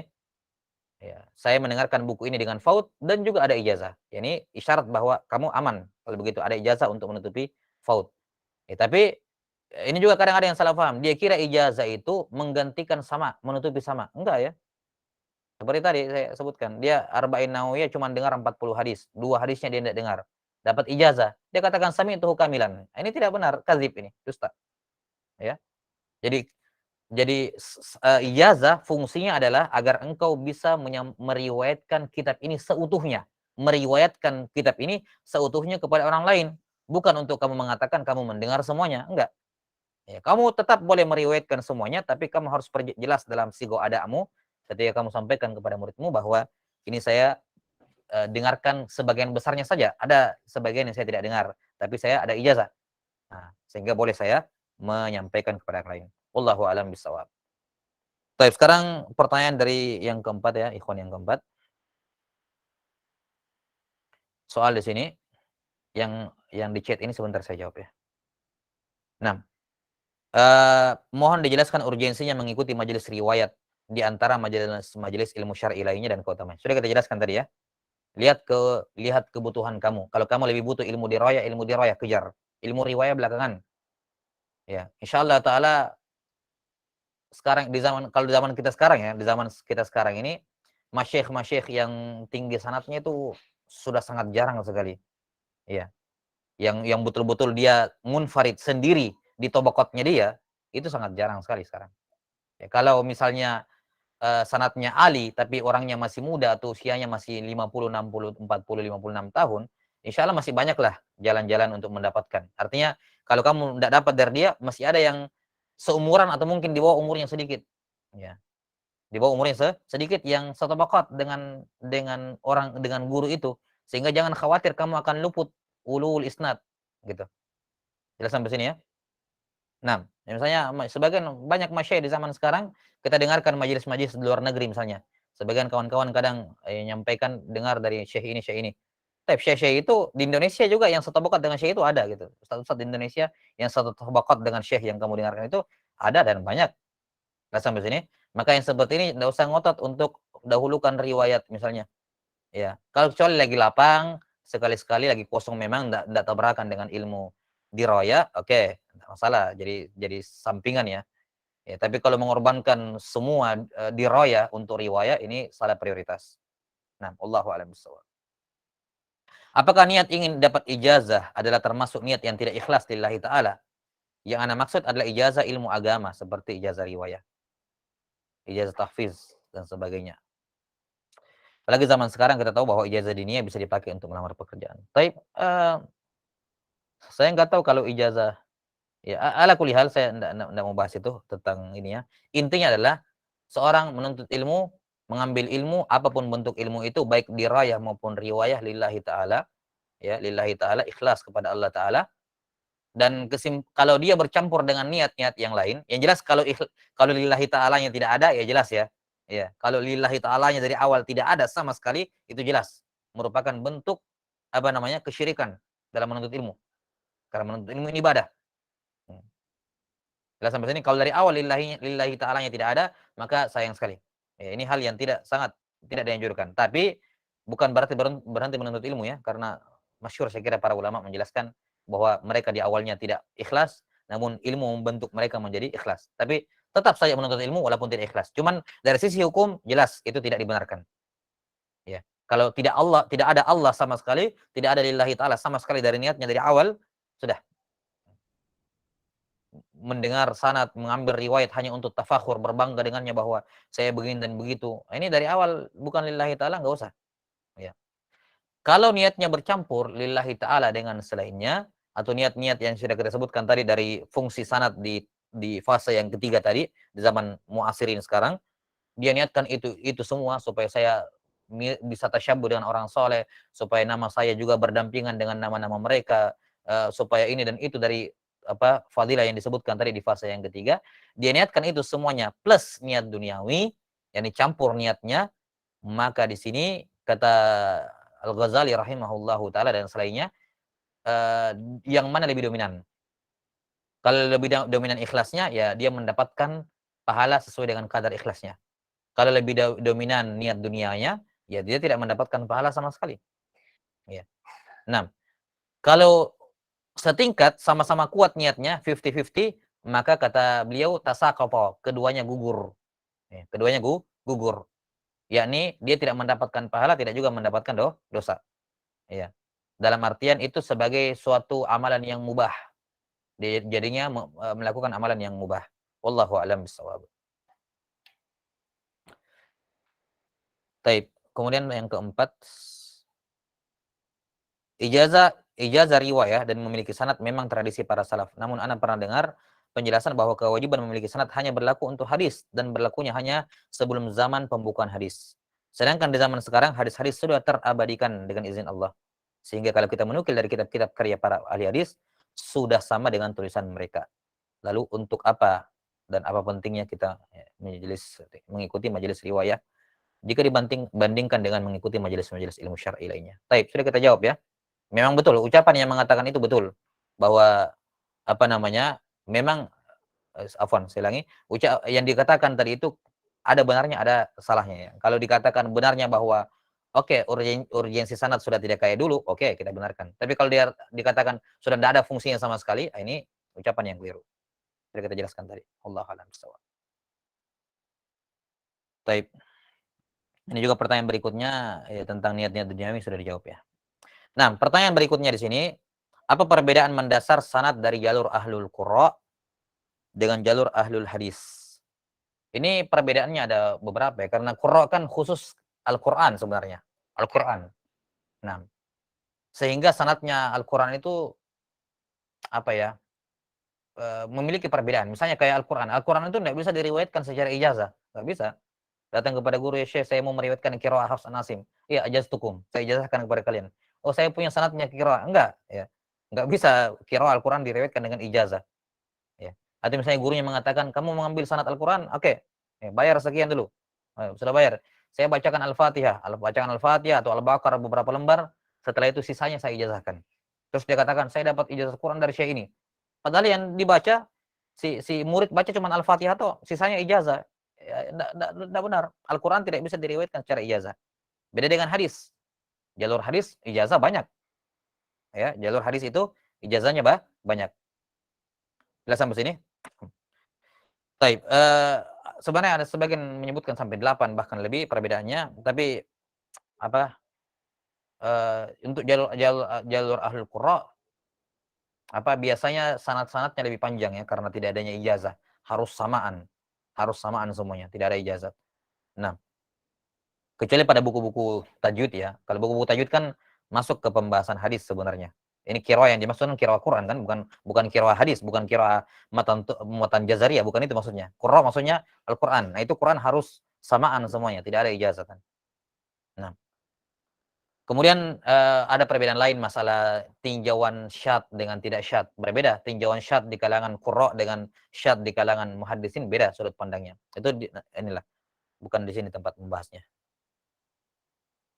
Minimal usia berapakah seorang dikatakan syah sanatnya? Kalau samaan, sama, yakni murid apa namanya, seorang anak, kapan syah dikatakan dia syah sama mendengar dari seorang guru? Muhaddisin ada yang menyebutkan umur 5 tahun. Kalau ada anak ikut di majelis 5 tahun, ada anak 5 tahun ikut di majelis dari guru, dia mendengarkan, sudah dikatakan dia sudah bisa mengatakan sami'tu atau haddatsana, boleh. Jelas ya? Sebagian mengatakan, dan ini pendapat yang dikuatkan oleh Az-Zahabi dan sebagainya, patokannya adalah tamyiz, tamyiz. Kapan si anak sudah mumayyiz, walaupun belum 5 tahun, sudah syah samanya. Tapi kalau belum mumayyiz, maka tidak syah samanya. Walaupun dia usianya 5 tahun, tapi belum mumayyiz.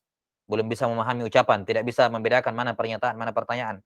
Ditanya apa, jawab apa, kan tidak nyambung. Itu belum mumayyiz. Yang seperti ini tidak syah samanya, walaupun sudah 6 tahun misalnya. Jadi patokannya adalah tamyiz. Ya. Itu kalau masalah sama dari guru, ya, atau sama dari bacaan orang lain. Patokannya adalah tamyiz. Tapi kalau ijazah, patokan ijazah adalah yang penting dia sudah lahir.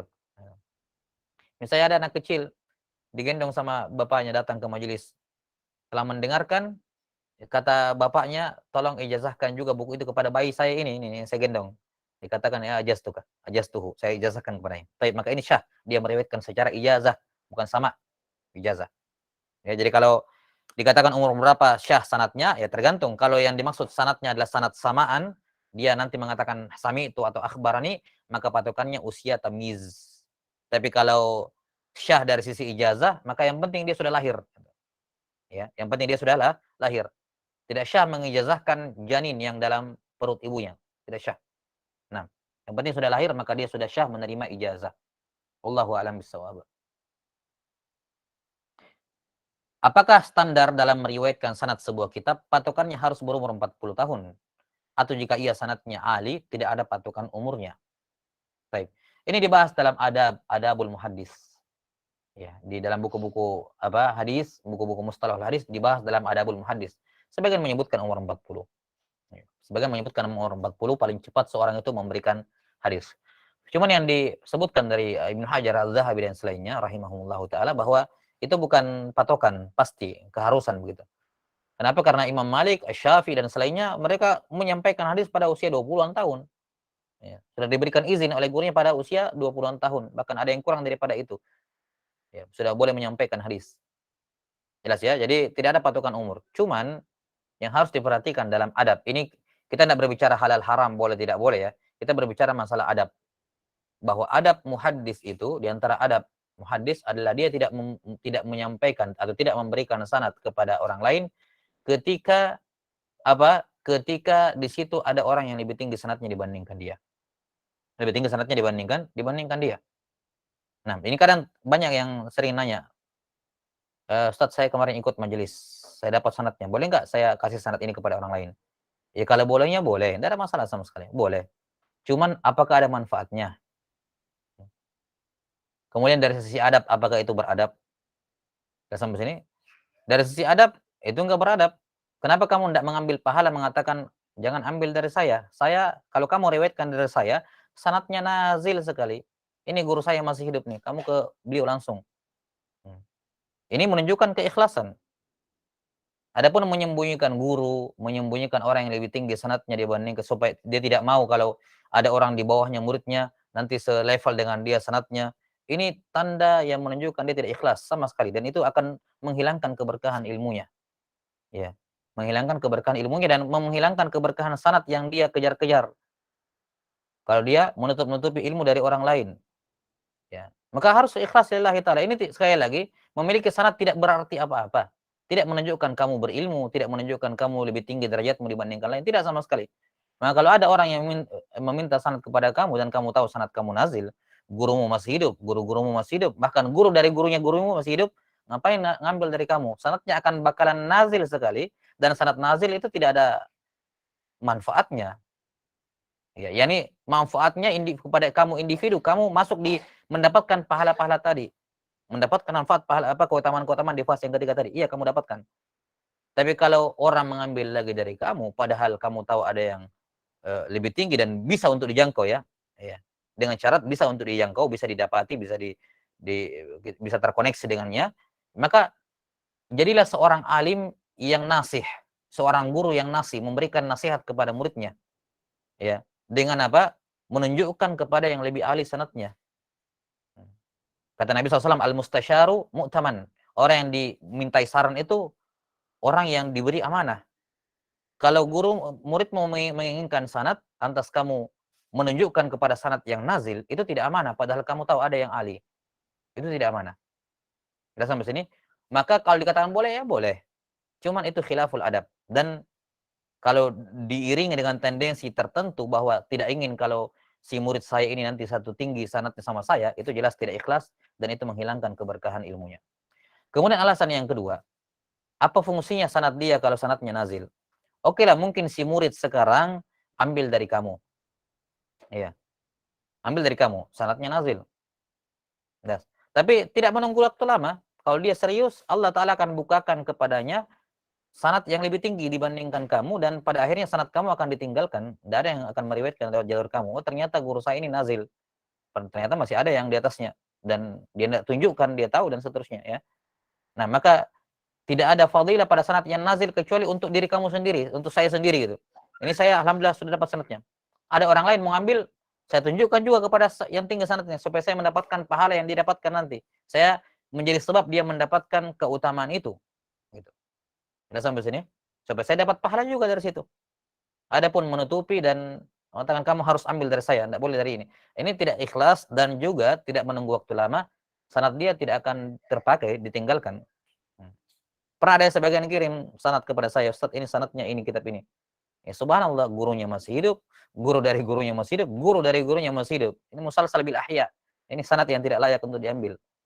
Ya, guru-gurunya masih hidup ya rata-rata ya. Nah, jadi setidaknya kalaupun mau mengambil ya setidaknya guru dari gurumu sudah meninggal atau sudah tidak bisa didapat gitu.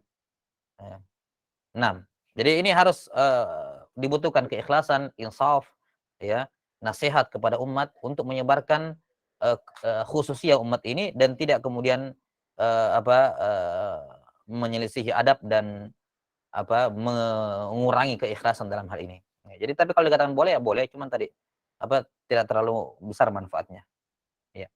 Wallahu a'lam bishawab. Kemudian kalau dia sudah punya sanad yang ahli, walaupun belum 40 tahun, silakan dia sampaikan. Kalau memang dia ahli. Sampai sini. Misalnya saya punya sanad, ya, ahli. Sudah sampai sini. Kemudian ada orang-orang lain juga ahli. Kalau saya sama ahli dengan dirinya, saya tidak ada kewajiban untuk menunjukkan ke sana. Karena kan saya sama ahlinya dengan dia. dari kewajiban. Nggak apa, bukan tidak, saya tidak dianggap menyelisihi adab kalau saya tidak menunjukkan. Toh sanatnya sama gitu tingginya. Kecuali kalau dia lebih tinggi dibandingkan saya dan saya bisa mengarahkan murid saya ke sana, itu yang saya lakukan. Saya lakukan. Nah, kemudian pertanyaan lain, jika kita membeli kitab sabat yang berisikan kumpulan sanad riwayat kitab penulis sabatnya ke penulis asal kitab, apakah kita boleh meriwayatkan? Sebelumnya, bagian tidak paham, kitab sabat itu adalah kitab di mana seorang penulis kitabnya menyebutkan di dalamnya semua kitab-kitab yang diriwayatkan dari gurunya beserta dengan sanad lengkapnya. Itu sabat misalnya. Itu namanya sabat. Ya, misalnya kalau saya punya sahabat, saya akan sebutkan buku-buku yang saya riwayatkan dari guru saya dengan sanadnya semuanya. Itu namanya sabat. Ya, bagi yang tidak tahu apa itu kitab sabat. Baik. Jika kita membeli kitab sabat yang berisikan kumpulan sanad riwayat kitab penulis sabatnya ke penulis kitab, asal kitab maksudnya. Misalnya sanad dia kepada Bukhari dan seterusnya. Apakah kita boleh meriwayatkan sanad-sanad yang ada di dalam kitab tersebut secara langsung karena kita punya sahabatnya? Baik. Wallahu a'lam bissawab, yang benarnya tidak boleh. Kecuali ada ijazah. Ada ijazah. Jelas sampai sini? Ini namanya munawalah. Ya, cuman kan kalau munawal itu spesifik ya. Jadi munawal itu bentuknya begini. Ini buku saya sudah cetak misalnya, sahabat saya. Kemudian saya katakan kepada fulan, ini sahabat saya, silakan ijazahkan semua kitab yang ada di dalamnya. Itu namanya munawala al-makrun bil ijazah. Munawala yang beriringan dengan ijazah. Nah, itu kalau diberikan kitabnya jelas ke orangnya siapa jelas. Cuman kalau kita membeli yang punya kitab nggak tahu siapa kita, kamu di mana membeli buku saya, dia tidak kenal kita. Kita cuma membeli buku sahabat tersebut. Apakah langsung otomatis kita boleh meriwayatkan semua di dalamnya? Ini wallahu alam tidak boleh. Jelas sampai sini, ini tidak boleh. Ya. Ini lebih tepat kepada bentuk wijadah, menemukan kitab, dan itu bukan sanad yang bersambung. Kecuali kalau diiringi dengan ijazah. Misalnya, di muqaddimah kitabnya, si penulis mengatakan, siapapun yang membeli buku ini, saya ijazahkan semua yang ada di dalamnya. Nah, ini berarti apa? Sudah ada ijazah di dalamnya. Maka siapapun yang membeli buku sahabat itu, dia boleh meriwayatkan semua di dalamnya. Karena si penulis sudah memberikan ijazah. Apakah secara syafahiyan, secara lisan, ataukah tertulis di kata pengantar buku itu, misalnya. Ya, atau dia berikan pengumuman misalnya secara lisan, ini buku saya terbitkan, siapapun yang membeli buku ini, maka saya ijazahkan isinya. Nah, itu baru boleh. Tapi kalau sekedar saya datang ke toko buku, ada kitab sahabat, saya ambil, saya buka, terus saya boleh riwayatkan, itu enggak. Jelas? Harus ada ijazah terlebih dahulu, izin terlebih dahulu.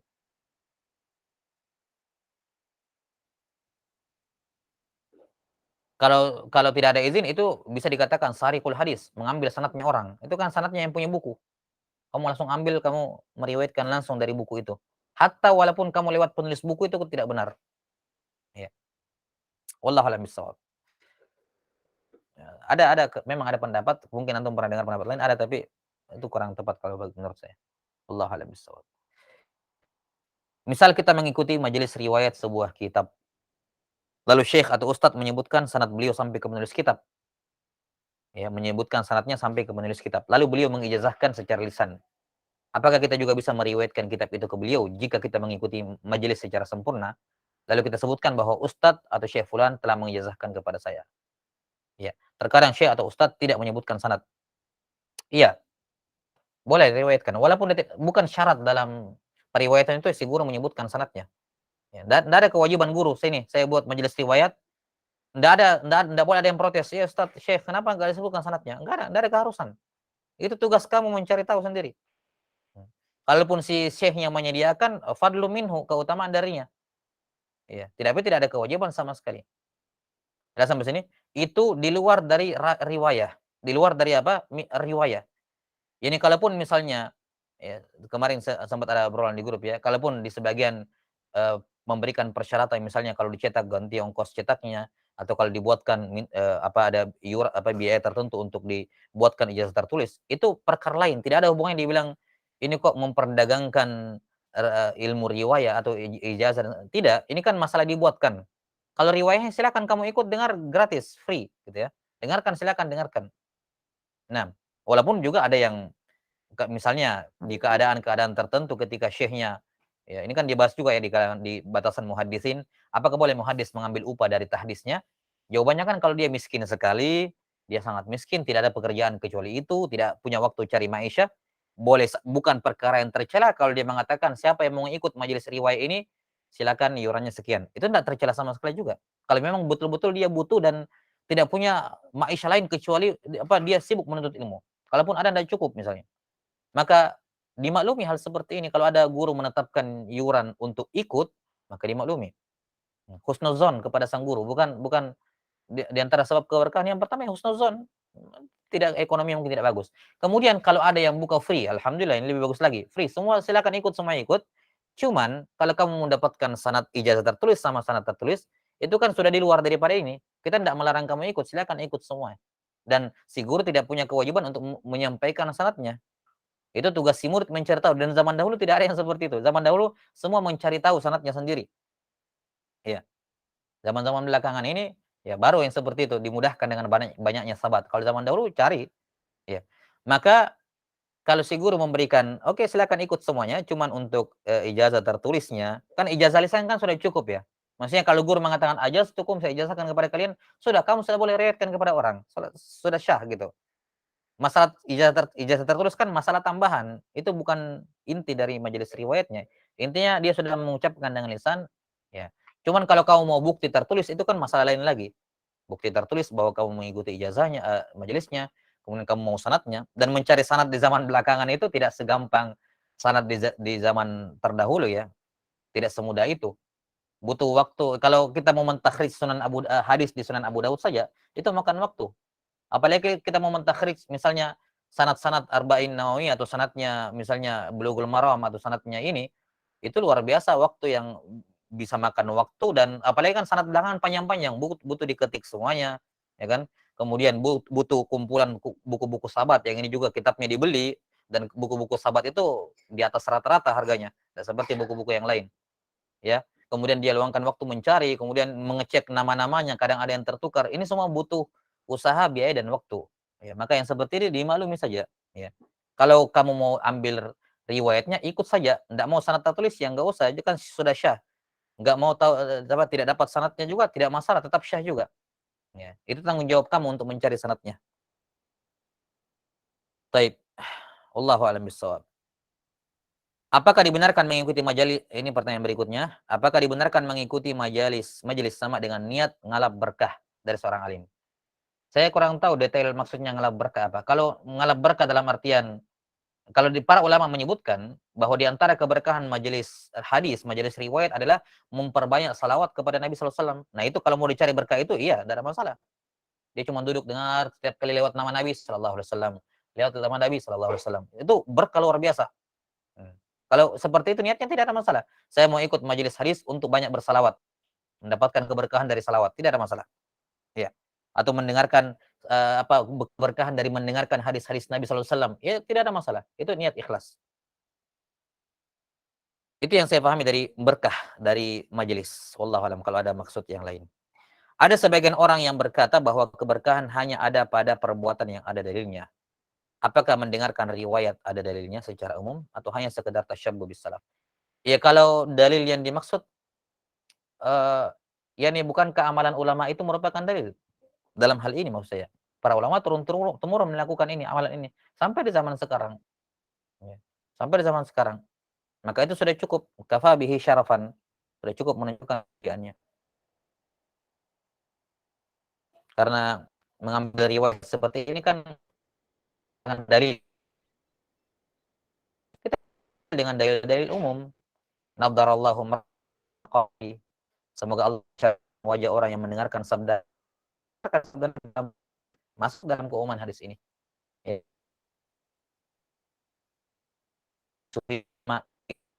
Kita juga masuk dalam keumuman dalil. Maka dalil-dalilnya sangat banyak. Fadil yang lebih utama, mafdul yang kurang utama. Apakah dahulu dari yang alim ambil bil apa yang kamu inginkan?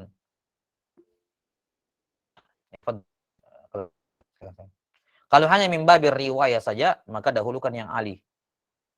Dahulukan yang ali. Tapi kalau kamu ingin mengambil dengan kandungannya, ya tentunya dahulukan yang apa namanya, yang alim, yang paham tentang bukunya, ya walaupun sanadnya agak nazil, tidak ada masalah. Jelas ya? Jadi kalau yang kamu inginkan adalah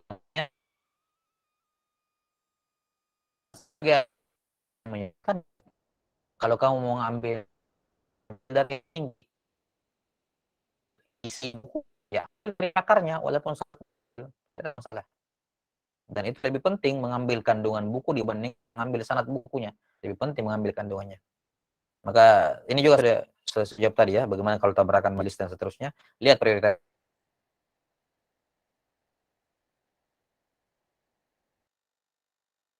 bil awal musalsalaannya.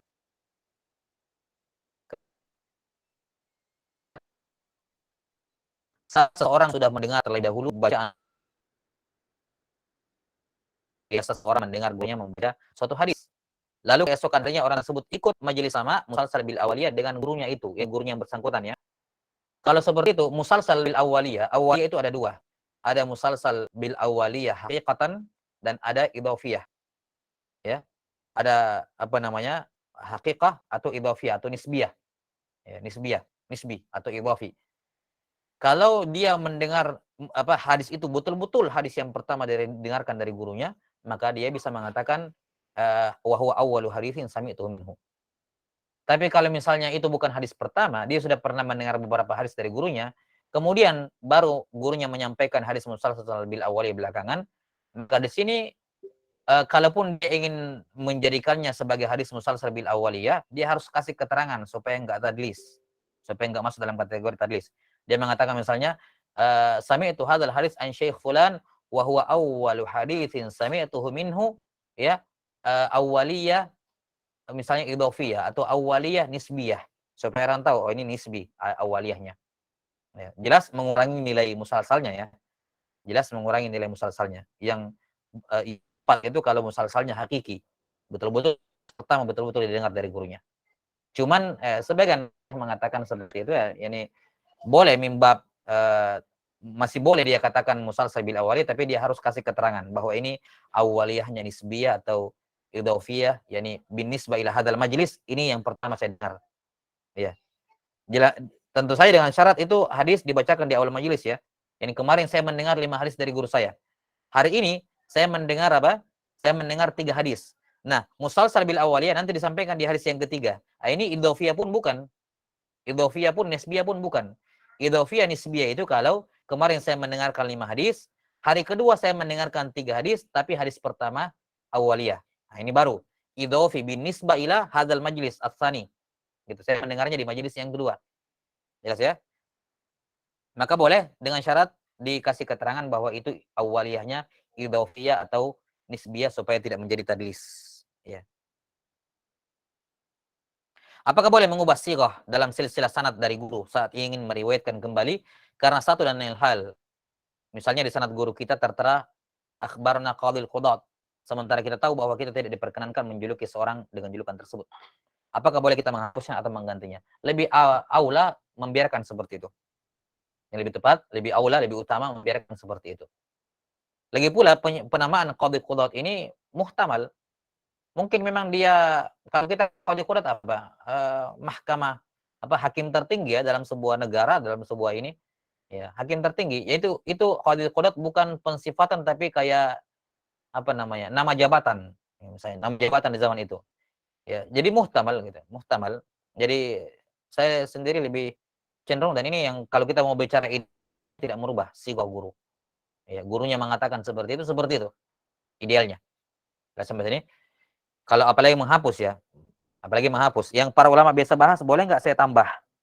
Ya, misalnya guru saya hanya menyebutkan kunyahnya gurunya. Saya supaya memperjelas, saya sebutkan kunyah plus namanya, saya tambahkan namanya. Boleh nggak? Yang seperti ini para ulama mengatakan dibolehkan, ya, diperbolehkan. Itu pun mahalul khilaf. Jelas ya, mahalul khilaf. Karena para ulama sangat ketat dalam masalah riwayat. Riwayat itu kamu dengar dari gurumu seperti ini, ya sampaikan juga persis seperti itu. Hatta dalam sanatnya sekalipun.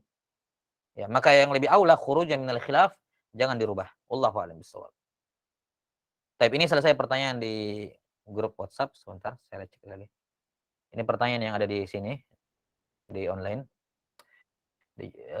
Taib izin bertanya, jika kita sudah mengikuti majelis riwayah dan mendengarkan misalnya usul salasa, kemudian di kemudian hari membaca kitab usul salasa dan ada kajian yang membahas kitab tersebut dari cetakan lain atau sumber lain, dan ada perbedaan dengan kitab yang kita dapat di sini, apakah dipastikan bahwa kitab cetakan lain tersebut tidak otentik dan bagaimana harus menyikapinya?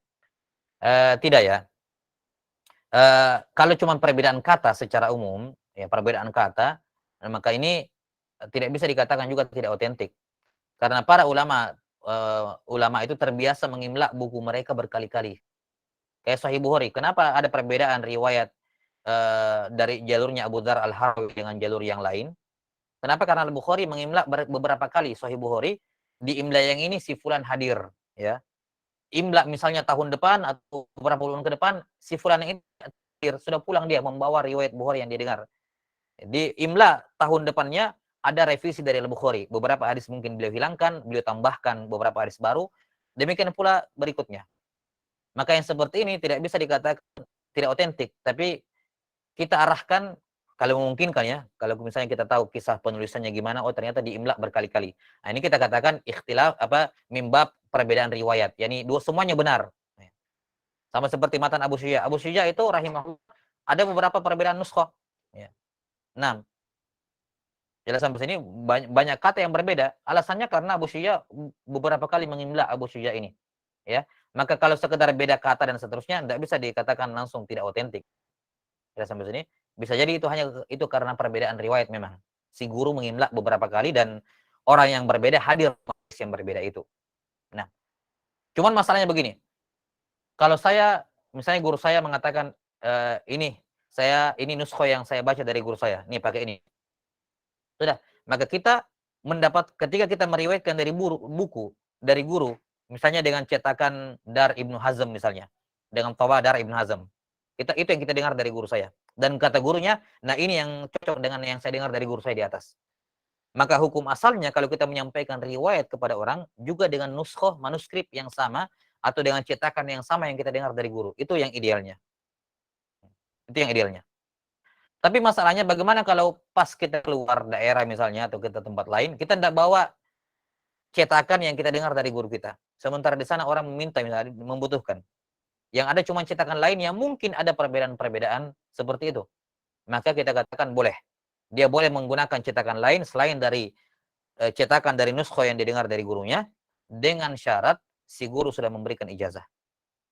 Ya, si guru sudah memberikan ijazah. Kapan si guru tidak memberikan ijazah, maka dia tidak boleh menyampaikan kepada orang lain kecuali dengan cetakan yang sama yang didengar dari gurunya. Kalau tidak ada ijazahnya.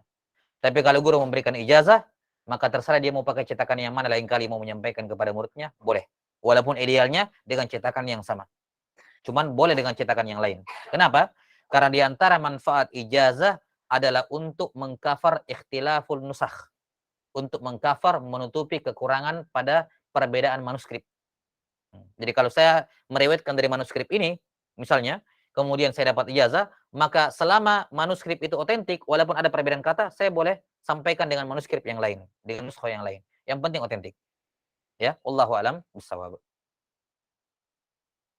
6. Ya, sudah segera ini sudah terjawab semua pertanyaan. Baik. Saya kira cukup. Alhamdulillah sudah selesai dijawab semua pertanyaan. 6 dan apa namanya? Satu hal yang perlu diperhatikan ini beberapa pertanyaan yang mungkin butuh saya apa namanya? Butuh saya sedikit tambahkan karena ada beberapa pertanyaan dan juga ditanyakan di majelis-majelis kadang. Mas mentahqiq sighah ada dari guru. Selesai ya. Memang sih enggak ada masalah ya. Kalau sudah ijazah kan selesai masalah. Enggak ada masalah. Cuman afdolnya kalau dia mentahqiq sighah gurunya. Kadang kan di sebagian masyayikh itu kadang atau sebagian guru kadang membuat sanad hanya dengan Arab tanda panah gitu, tanda panah tok. Nah, tanda panah ini kamu gurumu kepada gurunya tanda panah ini apa ini? Apakah samaan ardon atau ijazatan. Nah, sampai sini? Baik. Nah, jadi selayaknya sebentar, afwan.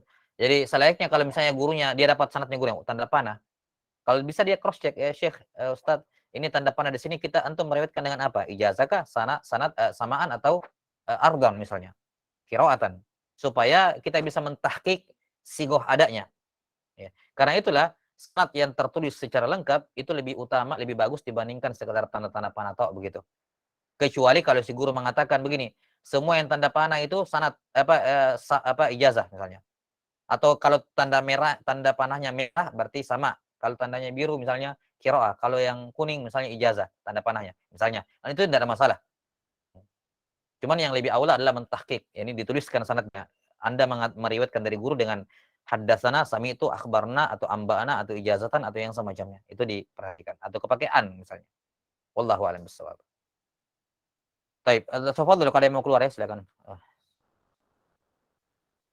Ini soal apa ini pertanyaan? Jika seandainya saya mengikuti majelis riwayah ilmiah dari seorang guru, tapi kemudian ternyata di sanad yang saya dapatkan dari guru saya itu ada seorang yang diketahui berakidah takfiri dan dia pendusta. Tapi kalau dia pendusta ya jangan pakai sanad itu. Yang penting bukan guru kamu pendusta. Biasanya guru itu punya sanad-sanad lain dari jalur lain. Misalnya kebetulan sanad yang dikasih ke antum itu, oh ternyata ada pendusta. Ingat ya. Kalau akidah takfiri kan tidak tetap syah gitu. Kayak khawarij. Khawarij dalam sanad-sanad ini ada gitu. Khawarij kan mengkafirkan kaum muslimin. Ya sampai sini. Jadi yang saya komentari di sini kalimat dia pendusta. Kalau yang berakidah takfiri itu sudah kita bahas tadi. Masalah riwayat dari mubtadi yang bid'ahnya tidak mengkafirkan. Jadi yang saya komentari di sini kalimat dan dia pendusta. Ya, kalau memang kamu bisa punya bukti di hadapan Allah Ta'ala bahwa dia pendusta, karena ini jarah. Dan jarah seperti ini ya tanggung jawab kepada kehormatan seorang muslim. Kalau kamu punya bukti jelas, ya punya bukti yang kamu bisa bertanggungjawabkan di hadapan Allah bahwa dia pendusta, maka sudah cari jalur lain dari sanad gurumu. Karena biasanya guru itu tidak punya, bukan cuma satu jalan tok. Ada banyak jalan yang lain. Jelas ya? Nah, jadi kalau kamu bisa bertanggungjawabkan dia pendusta, ya sudah, jangan pakai sanad itu. Bukan berarti kamu membuang riwayat dari gurumu yang itu, enggak. Kecuali kalau guru kamu yang pendusta, ya sudah jangan dipakai. Wallahu alam bisawab. Ini dengan syarat tadi, kamu punya pertanggungjawaban di hadapan Allah. Karena ini perkara yang berat yang seperti ini. Kalau menghukumi seorang. Taib, wallahu alam bisawab. Cukup ya?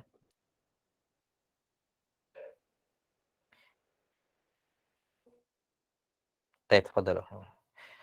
Nah, naktabi hadzal qadar wal ilmu indallah.